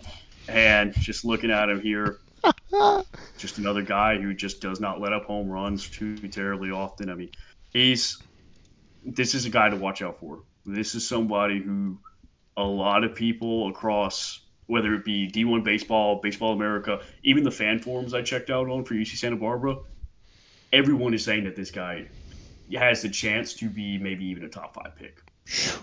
What was his K percentage? His K percentage, it was 30% from last Yeah, year. because I was just looking, like I was glancing at the stats. 104 strikeouts and 88 in the third, or 88 and two thirds. Oh, It's take a ridiculous. peek at his K to walk ratio. It's like 5. Yeah, it's 5. So I mean, this guy he's getting through like an inning and a half, inning and two thirds That's before he lets up a ridiculous. walk. I mean, listen, this guy right here, if he can replicate this, Oh my he will be a god. very high draft pick, and he will be very well compensated for his talents and such. Alex And then Anthopoulos, please. Please, Alex Anthopoulos. um, and then their Saturday guy here. So going on to him, we got Jackson Flora. He's got a 3.83 ERA across 47 innings last year. Obviously, not the biggest sample size ever, but with that being said, if I could find him on the sheet, here we go. So people are batting 247 against him. It's going to be interesting to see. From what I hear, this guy should also be someone to step up. He should be if he lives up to the hype that a lot of people are saying, he'll be an additional very high draft pick. And that's what I was looking at historically over the past few years. Santa Barbara has just been making pitchers. I mean, this place is a pitching factory. They've just been cranking out guys left and right about Yeah. just high quality pitchers, and Shane it's Bieber, right? it'll huh Shane yeah Bieber yeah was the one we found earlier, right? Yeah. yeah it was just something Jesus. silly like that. And so Yeah, I think it was going back Shane. to him, and like I said, just looking at his stats, he lets up his K to walk percentage is in two grades 1.6, so kind of lets up a decent amount from there. His left on base is about 70%. And as far as that goes That's here, interesting. yeah, he's a guy to definitely keep an eye out for. It's going to be interesting to see how he does in the Saturday, like as far as like fully getting a lot more innings eaten up from there. But this is another guy who could absolutely just go in there and tear it up. Here's a question I have about Bremner, and actually a couple other guys for TCU that I was looking at. You know, their left on base was like in the high 60s. I wonder if that's just because people didn't get on base against them. Oh, for Like sure. I mean, straight up, they just didn't get on. mhm. And Oh, like that maybe the one or two times they did, it's like, oh, something happened. Well, they didn't get on ever, so who cares? oh yeah, for sure. I mean, yeah, if you got low on base percentage, but only three guys get on base all season or something crazy, like who cares? Yeah, Exactly. exactly. So, yeah, that's a good point to make from there. And then to close out their bullpen, as if their starting pitcher wasn't insane, they got an insane closer from here. So he has by the name of Cole Triba, one of the two. He also pitched 47 innings last year. So he's a decent amount of work. He had about 27 appearances coming from him. But I mean, this guy, he has 3.8 or 3.64 ERA. Batting, he held on to about 240. He had a 31.6 strikeout rate. So I mean, if you're walking up against him, Oh it's yeah. a 1/3 chance that you're going to get struck out. And I think the Yeah, sit right craziest back thing. Let down. me let me fact check this to make sure I did not miswrite this down again. Yeah, you're good. We have 3.2 home run to fly ball percentage. 3.2. So, and not only that, Sheesh. it's like 27% of his pitches result in fly balls. Mm-hmm. So he doesn't give up many fly balls, and even once he does, they are not going to be home runs. He's a ground ball pitcher through 53% Love of it. his pitches result in a ground ball. I mean, this guy's filth. So he's either striking you out or he's making a ground ball from there. So this UC Santa Barbara team is going to be pitching through and through. The Love it. biggest question mark for them is going to be batting. Like I said, they lost so many players on the offensive portion of this. It's going to be Mm-hmm. interesting. One of the biggest guys who's going to be returning here is going to be Latre McCollum here, and he is actually going to be the right fielder. And he's another guy. He's a really high contact guy. So he's slash line is 328 average, 407 on base percentage, 391 slug. So he's hitting the ball a good bit, but he's not exactly tearing the cover off the ball from there. And actually, I think one of the interesting things about him is that despite having a 328 batting average and such, which I Mm-hmm. know is not the end all be all for stats and stuff, but just gleaming at it from there. Mm-hmm. He's a 98 WRC plus, so he's actually considered a below average bat. I know that's what Really? really took me by surprise, just because his stats would make you believe he was at least going to be a league average batter. Yeah, So like at least. he's going to have somebody to step up. There's just no way around it. He's going to Yeah. have to step up for this squad because if you look up and down this lineup, there's not anybody else. The only other one that I can really see whose numbers are jumping off the page to me right away is going to be Isaac Kim. Granted, he played at the Pomona Pitzer, a notorious. Oh, this is this kid. Yeah, I had to do some digging to find this guy's stats. But he batted 438, 493 on base percentage, and an 835 slug. So dumb. It's like this guy. I mean, granted, you can't control who you're playing against, but it's one of those things. He didn't play at the highest level from there, but he put up numbers when he needed to. He put up numbers where he had to. So he's going to have to step up. He's looking to be their DH. And I'm actually looking. I was looking at the projected lineups between D1 baseball and Baseball America. There seems to be a lot of difference between these. Really? It doesn't seem like. It seems like a lot of these guys. It's anybody's position to take on a lot of these things. Because, like I said, I mean, for instance, their shortstop Corey Nunez last year, he had 36 plate appearances. Their left fielder last year, 14 plate appearances. I mean, didn't have a hit. They're just not returning production whatsoever. So it's going to be interesting just to see if this team can string together enough hits to win ball games. But like I said, with a pitching staff like that, oh my God! You really might only need to put together 2 or 3 runs a game because you only need to win 2. You need to win 2 on each weekend. That's all that matters. Exactly. 3 is fantastic. 3 is great. 2 is what you need to win.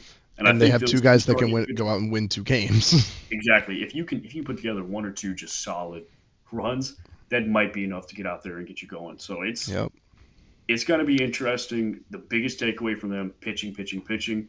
Tyler Bremner, keep an eye on him. He's going to be a guy that's going to be on our radars all year long. Definitely going to have to keep a tab on him. Yeah, for sure. Because, like I said, they said his stock draft boosted even after posting up a 2.54 ERA. Ridiculous. So it's one of those things. He's 2.54 and 104 strikeouts and 82 and a third, and only 21 walks.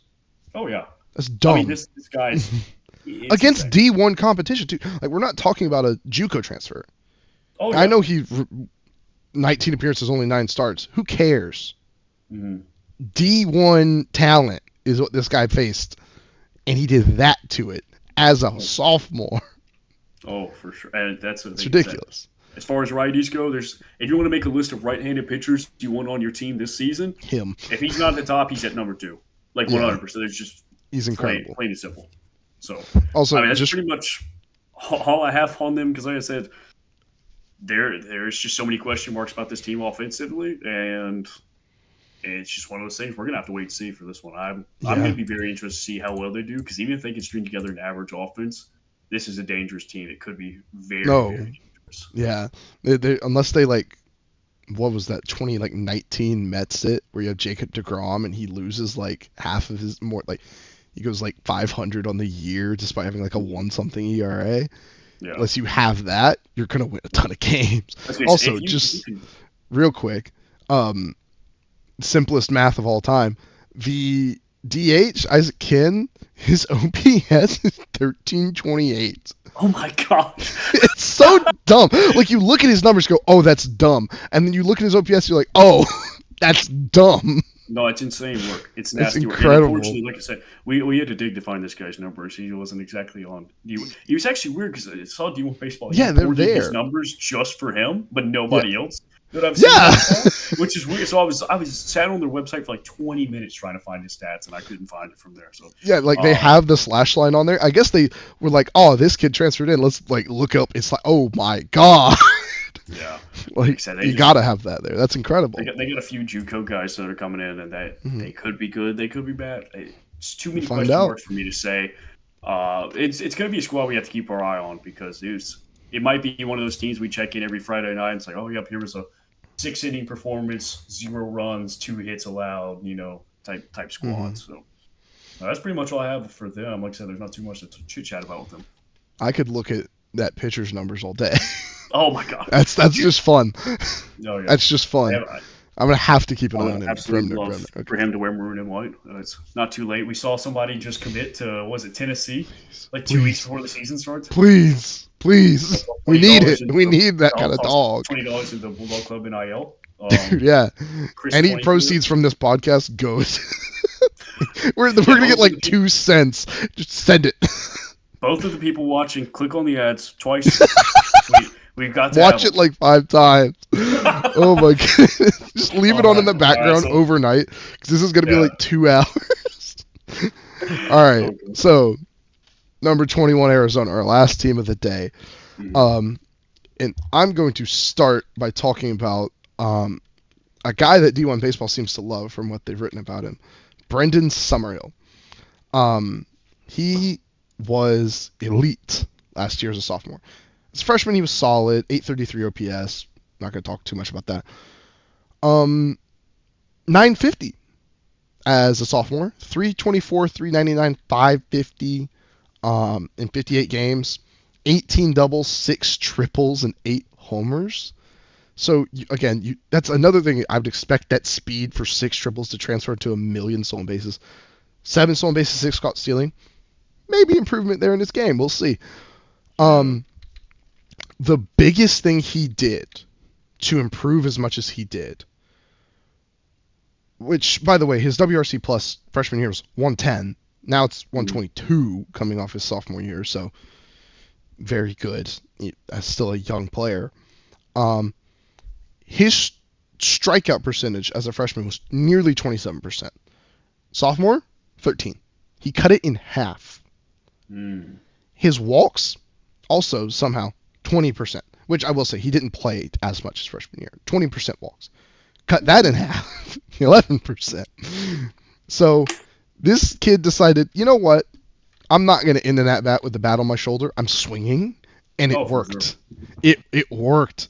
Like, he got up there. He only struck out 5 more times than he walked on the year, which I love that. As in terms of like a batted ball profile, it's average. It's nothing crazy. Like 40% ground balls, 40% fly balls, actually dead even on those two, 42.2 on both. 15, 16% line drives, 7.5% pop-ups. Nearly 10% of his fly balls were homers, though. So I think too. That's what I'm looking at. If he could translate a little bit more of those pop-ups into line drives, he would be. Yeah, it's just a little more line it up. It's the only gripe I have against this 7.4% pop-up. Obviously, yeah. We said earlier, pop-ups, they don't contribute anything. They're terrible. They do not. I hate them.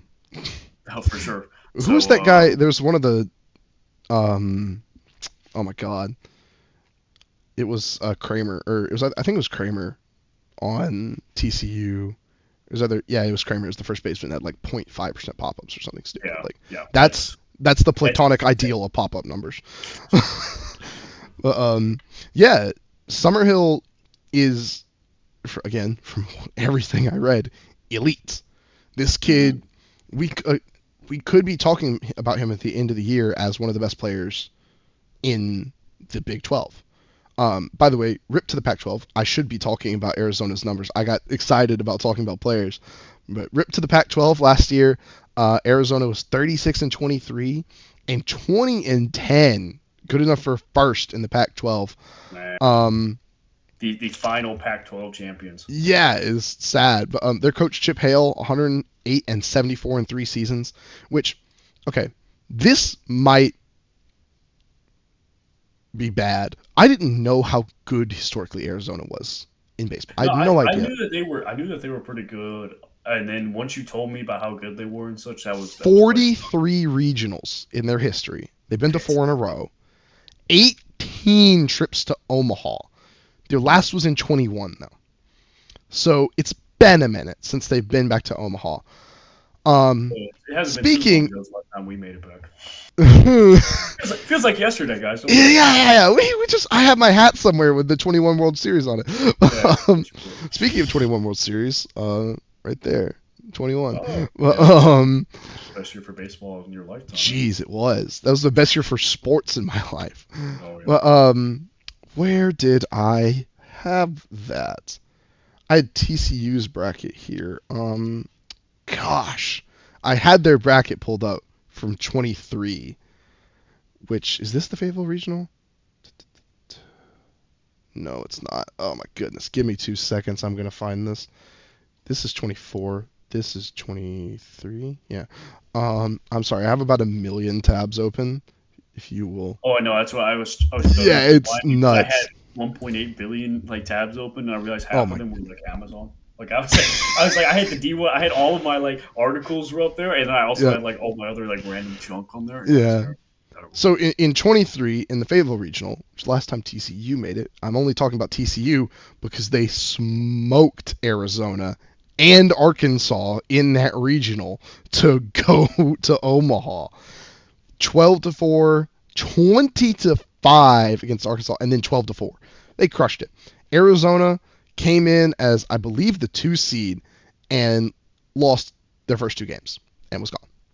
So disappointing there in 23. In 24, you may have heard us talking about how they hosted. Where is it? Right here. Grand Canyon University eliminated, or not eliminated them, beat them in their first game in their hosted regional in Tucson. Then they lost to Dallas Baptist, who I'm going to talk about next time, Mm-hmm. who also lost to GCU, who lost to West Virginia. So rough stretch for Arizona. You go from, you make it to a regional in 23, lose. You host a regional in 23, you're expected to go out there and win at least a game. They didn't. They went 0-2. So they're 0-4 in the last 2 years in NCAA postseason. Now, I don't know if you know this, but like I said, rip to the Pac-12. None of the stats exist anymore. I couldn't find the tournament. Are you serious? Well, none of the stats. Well, I say none of the stats exist anymore. Like nobody keeps up the websites really. It's literally Oh, just Oregon State and like Washington on there, right? Is it oh, dude, Washington? yeah, Washington State. Washington State. God. Yeah, dude, But they like, purged the rest. Dude, man, I knew that they were mad, but I didn't uh, realize they were that mad. That's yeah, it's heartbreaking. like I might just be missing things. Here we go. Like there's no picture for it. Okay, yeah. Here we go. Dude, 24 tourney. This isn't even. Oh my goodness. Um, it doesn't. This is just the schedule. Oh, they won. I wish I could have found this quicker. They won the tourney. They won the Pac-12 tourney, which really, and they didn't get a single win in their own regional. Yeah? nope. So very disappointing NCAA postseason Dude, for that's historically dude, good Arizona. By the way, 4 College World Series titles for them: 76, 80, 86, and 2012. Like, yeah. this is a historic program. I wanted to say franchise program. They're not a franchise. Basically a franchise now with NIL. I Don't was talk saying about how it. you made a But brand. It's a brand, Duncan. It's a it's a brand. brand. But no, this is a team with historic success that just hasn't put it together in recent years. They're looking to host a regional this year and win it. Mhm. Like this is a good team. They're ranked 21 preseason. They want to go out there and win. Do So, you do you happen to have how long their coach has been coaching there? 3 years. 3 years. This I Okay. think I think this is his 4th season. Yeah, Chip Hale, is that right? Yeah. Chip Hale. Good baseball Because coach name. that's a fantastic baseball. Dude, you got all the great baseball names. I Oh, did. I got Isaac Kim. Like this is outrageous. Isaac Kemp. Who was So the coach at anyways, TCU? What was his name? Oh, I didn't even say the TCU coach's name. Kirk Sarloos. Great this is name. a tragedy that I'm not getting his name. Yeah, dude. I wonder. I mean, obviously, I'm not as in touch with the Arizona program. But He might be on the I don't hot know. seat. I was going to say that's exactly what I was leading to. Is that 0 seat might be 4. getting a little hot. Ooh, I don't know how they did in 22. I don't have that pulled up, unless we want to Yeah, take yeah. another minute for me to pull that up. But Well, I guess they did make it 21 in his. Would that be his first season? Yeah, 21, or was that before him? that was before him. Oh, okay. Well, yeah, that'd be before him. His first season would have been 22. Yeah, it's 22, 23, 20. Yeah, okay. So, Yeah. okay. So I guess Maybe their he's last had coach a got little bit fired of after making it to the college, making it to Omaha, which hey, it happens. But yeah, the other 2 guys to watch that are returning for them are Mason White and Garen Caulfield. That's their middle infield. Mason White's the shortstop, Caulfield's the second baseman. I'm going to talk about Caulfield first. He's a senior, classic shortstop bat. 310, 391, 469. Like, not going to jump off the page numbers at you. 19 doubles, 5 homers, 2 triples. Nothing like solid numbers. I mean, that 300 batting average for a shortstop, that's a For a good second baseman.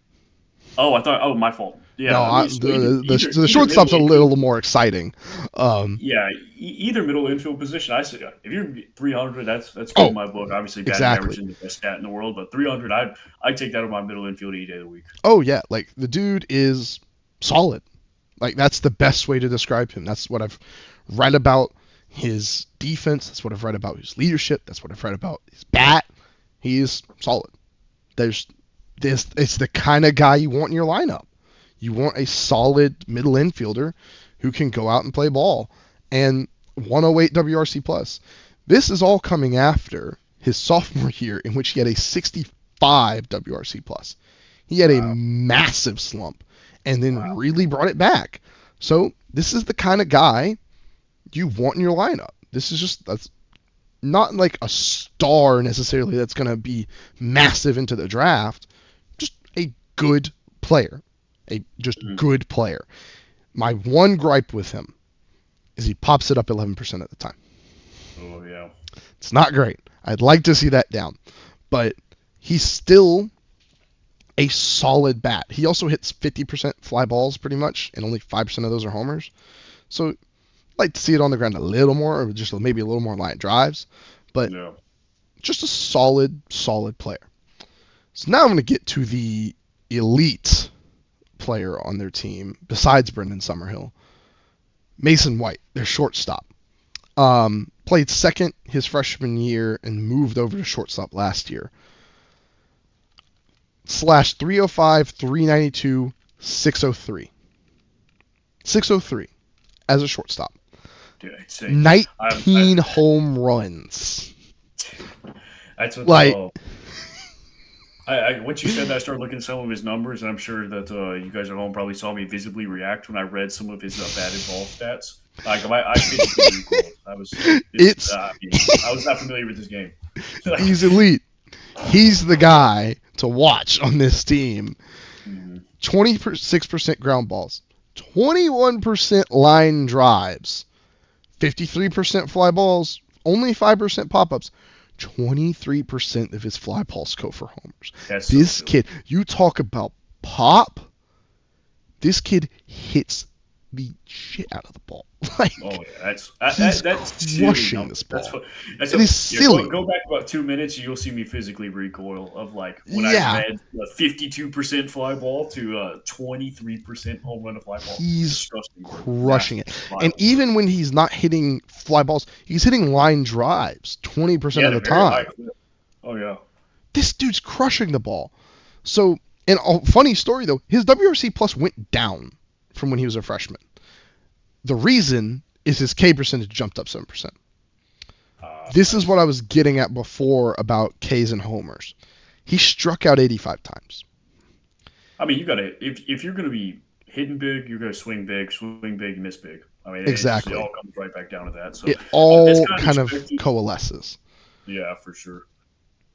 Also, just a stat we haven't actually talked about yet, but I particularly enjoy BABIP. It's a fun name. Oh yeah, that's a great stat. It's a good stat. It's batting average on balls in play. So it's basically it takes your it's just actually how well you do when you actually put the ball in play and doesn't account for like strikeouts and walks. It basically you want to read it like batting average. If you're above 300, you're pretty good. If you're talking close to 400, you're really good. 391 for Mason White. So he's putting the ball in play quite a bit. Then. Crushing it when he puts it in play. I mean, that goes back to the line drives and fly balls for homers. He's crushing the ball anytime he puts it in play. 65 RBIs. Like, again, 30% of the time, though, he's striking out. Like, that's tough. But then he's also crushing it when he does hit it. So it's just kind of like, at some point, it's going to reach ahead, and it's going to be like, how much value is this? Clearly a lot, but I'd like to see the strikeouts come down. I'm going to be real honest. If he can hit 19 homers, and strike out 30% of the time, I'm not going to complain that much. He's crushing it. Like you said, swing big, miss big. I'd love it. I'd love the strikeout numbers to come down. Come on. He hits the hell out of the ball. I can't complain that much. Especially at that position too, the shortstop position. Oh, yeah. That's one that you don't always, like you said, see a lot of that power and such from. So yeah. to see, but like I said, we're seeing such a change and revolution within the game of baseball to really see, like, all of a sudden we're getting shortstops. We're hitting 19 home runs now. Like, dude, 10 years ago, people they would have lost their mind. Remember when Derek Jeter was considered the best offensive shortstop?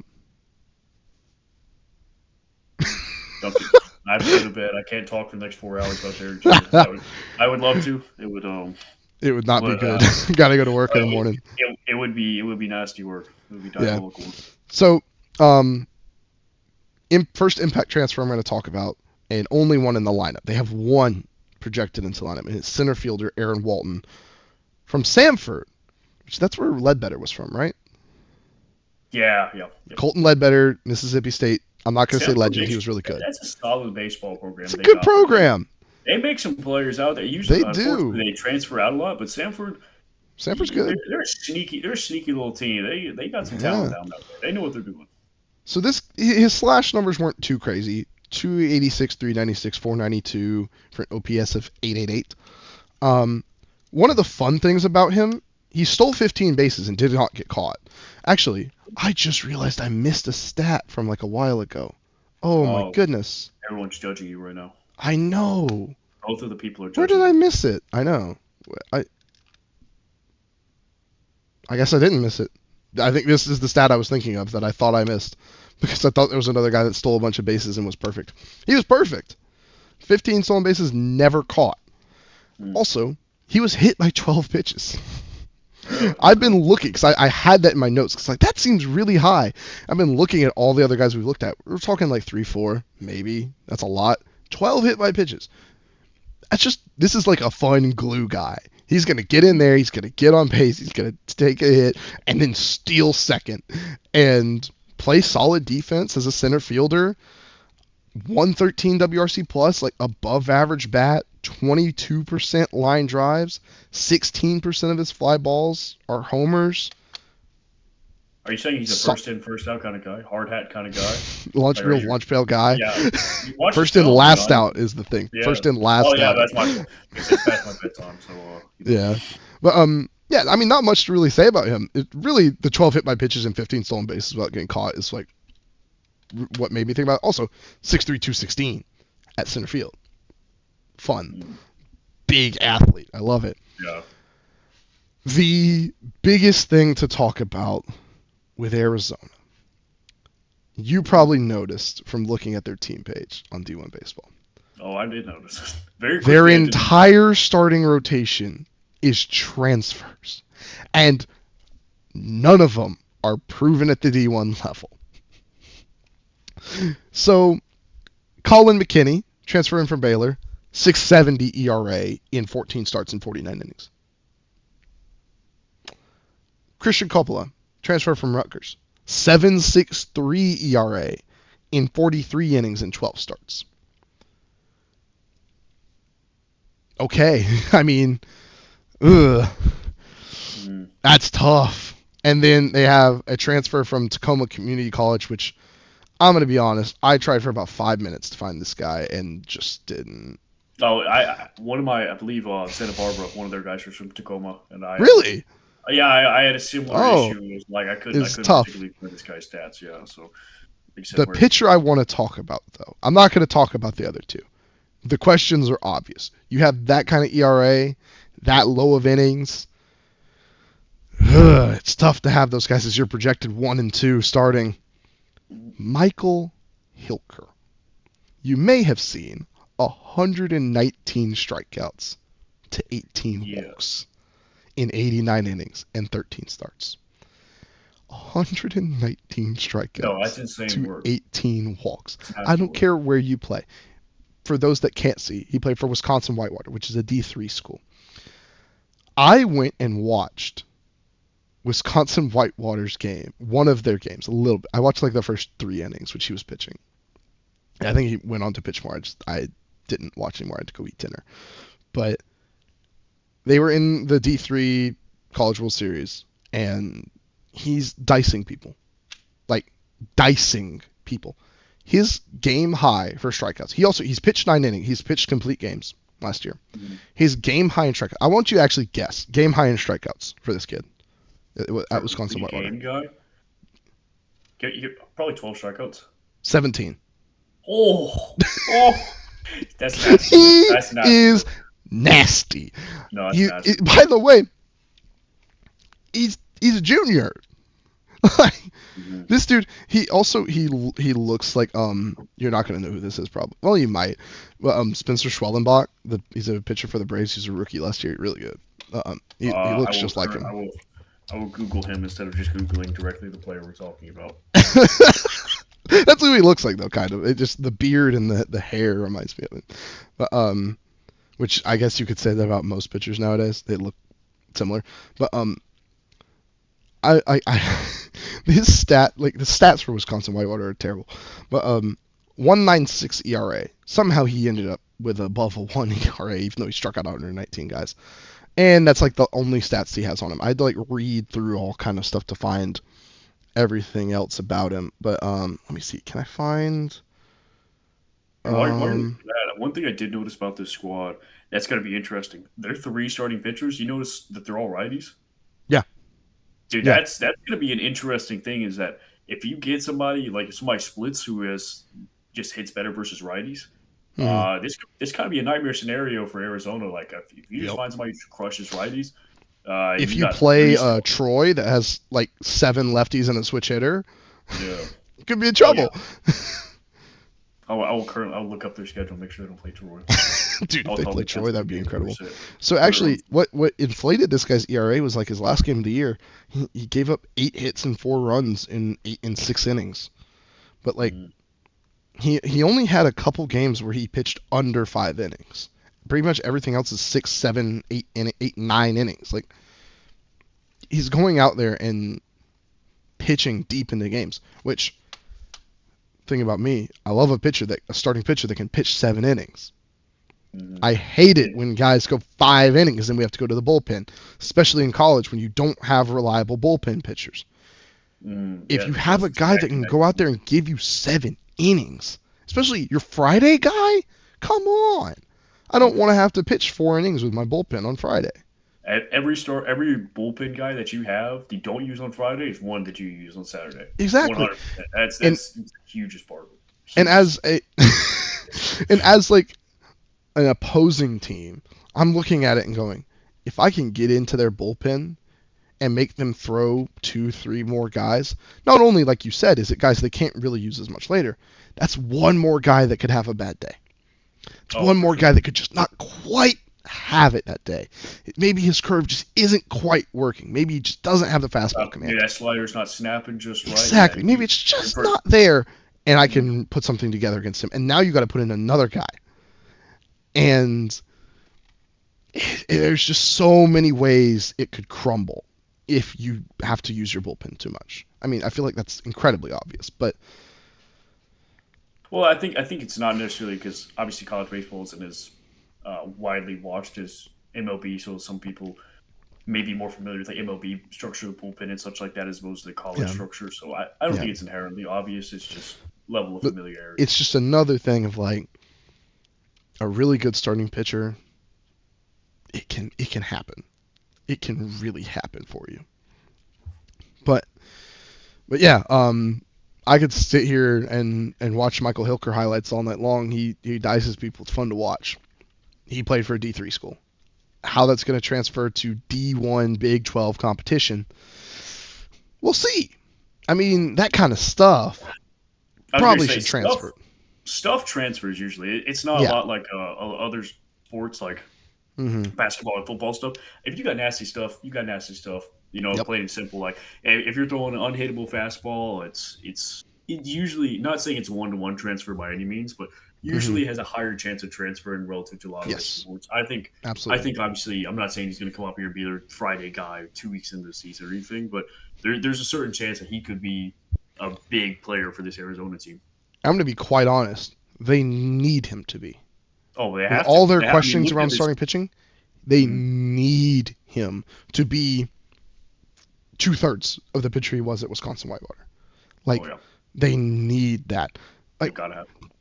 again, like I was harping on with TCU, they have one guy that has pitched over 50 innings last year of college ball, and not even D1 ball. Like Mhm. D3 baseball is such a weird sport. You can have D3 teams that are really good. You can have a guy in D3 that's very good. Like I said, stuff transfers. 89 innings of D3 ball is not the same of 89 innings of Pac-12 ball. It's not the same as any 89 innings of SEC ball. It's just not the same. The talent level is just different. Mhm. The film that you can get on a guy is different.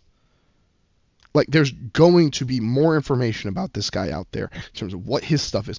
I don't know what his stuff is. Yeah. I genuinely don't. But there will be more information about what his stuff is. There will be more information about where he likes to throw the ball. There will be more information about how to get to him. Mhm. We'll just have to see how it transfers. And the biggest thing I have about Arizona is one, they're in the Big 12 with TCU. This league is wide open. They can go win it. They could do terribly. Who knows? What it hinges on, like we've said the entire time with all 5 teams, pitching. If that pitching staff can win games, you've got a good lineup. Like if we look across their lineup here, they've got a pretty dang good lineup. You're talking about guys like I said, like Mason White, Garrett Caulfield, Aaron Walton, Brandon Summerhill. Like these are good players. Some of them elite. Mhm. And It's I will say ugh. this too regarding it is Hmm. that it looks like, as far as just looking across it, Baseball America doesn't say too much about it, but D1 baseball seems to be fairly high on their bullpen. Yep. Like they seem to have a pretty solid bullpen. So maybe who knows? Maybe they could go with like a Tiger system. Is that Yeah. like the Tigers did? They put in a guy to eat up the first 3 innings, all of a sudden rotate out, rotate out, rotate out, and such. Yep. Maybe they could do something like that. It'd be much harder to replicate on the college level or whatever, but Yes. maybe they just go, instead of asking their stars to go 6-7, 5, 6-7, anywhere in that ballpark. Maybe they just need to go 3-4, and Yeah. then supplement it on the bullpen. Make sure the guys are seeing a different arm. Obviously, I don't think that's the best strategy in the world, but if No. it's the only strategy you have, it's the best one. So Yeah. You just got to make it work with what you have, and for when sure. you're when your Friday and Saturday guy projected averaged like a 7 ERA between them, it's not great. And Mm-hmm. they were playing D1 competition. They're playing for Baylor and Rutgers. That's not the biggest schools in the world. As D1, it's Oh yeah, real competition. Not that D3 isn't real competition or JUCO, but like it's obviously for it's obvious just a reasons, it's obvious different levels of different competition. levels of You competition. know, so And yeah, they have experience. I like that, but we'll just see. We'll just see. And if they can go and pull wins out of these guys, again, they could win a lot of games. And I'm out of the teams that I've seen so far. I know we weren't really saying we were doing like projections and like how we yeah, yeah, like where they're gonna go. If I had to pick a team to move up, it's TCU. really. I think TCU could do a lot because I think they're even with their pitching questions they could move up more. Or even Troy. I'd pick either TCU or Troy to be higher ranked than Arizona at the end of the season, unless Arizona's pitching works out.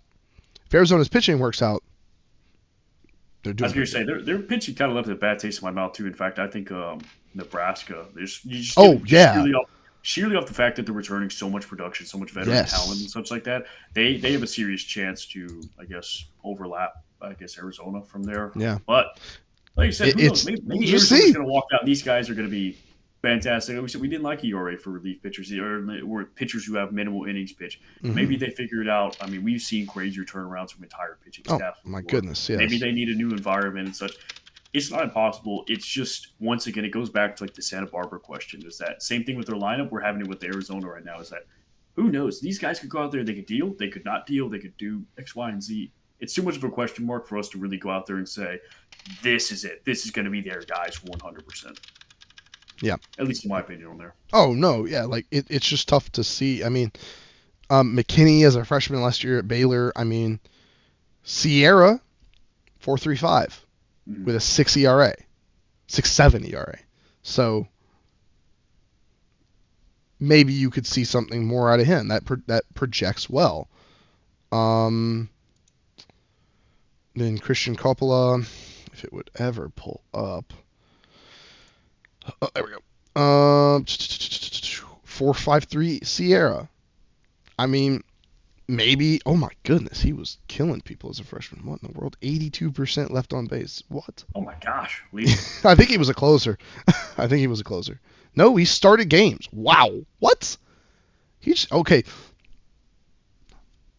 Christian Coppola, freshman year, 3.68 ERA, 66 innings, 240 batting average against 3.45 Sierra, 82.3 left on base. Sophomore slump, walked 6% more guys, struck out 2% less, left on base dropped 17%, ERA jumped 4 points. Mm-hmm. So, we'll see. I mean, looking at it, these guys have talent. They have the ability. It's just for sure. Questions. Who knows? We'll see how it actually goes. Common trend for a lot of these teams out here is just the ability to, but it's there. It's just It's just not for sure. Mm-hmm. So, some closing. Any closing notes from you? I mean, next week we're going to be talking about. I got Dallas Baptist and you have. Okay. Yeah, I got Dallas. You have Texas. I have Texas and Oklahoma State. Yeah, and then Vanderbilt from there. We'll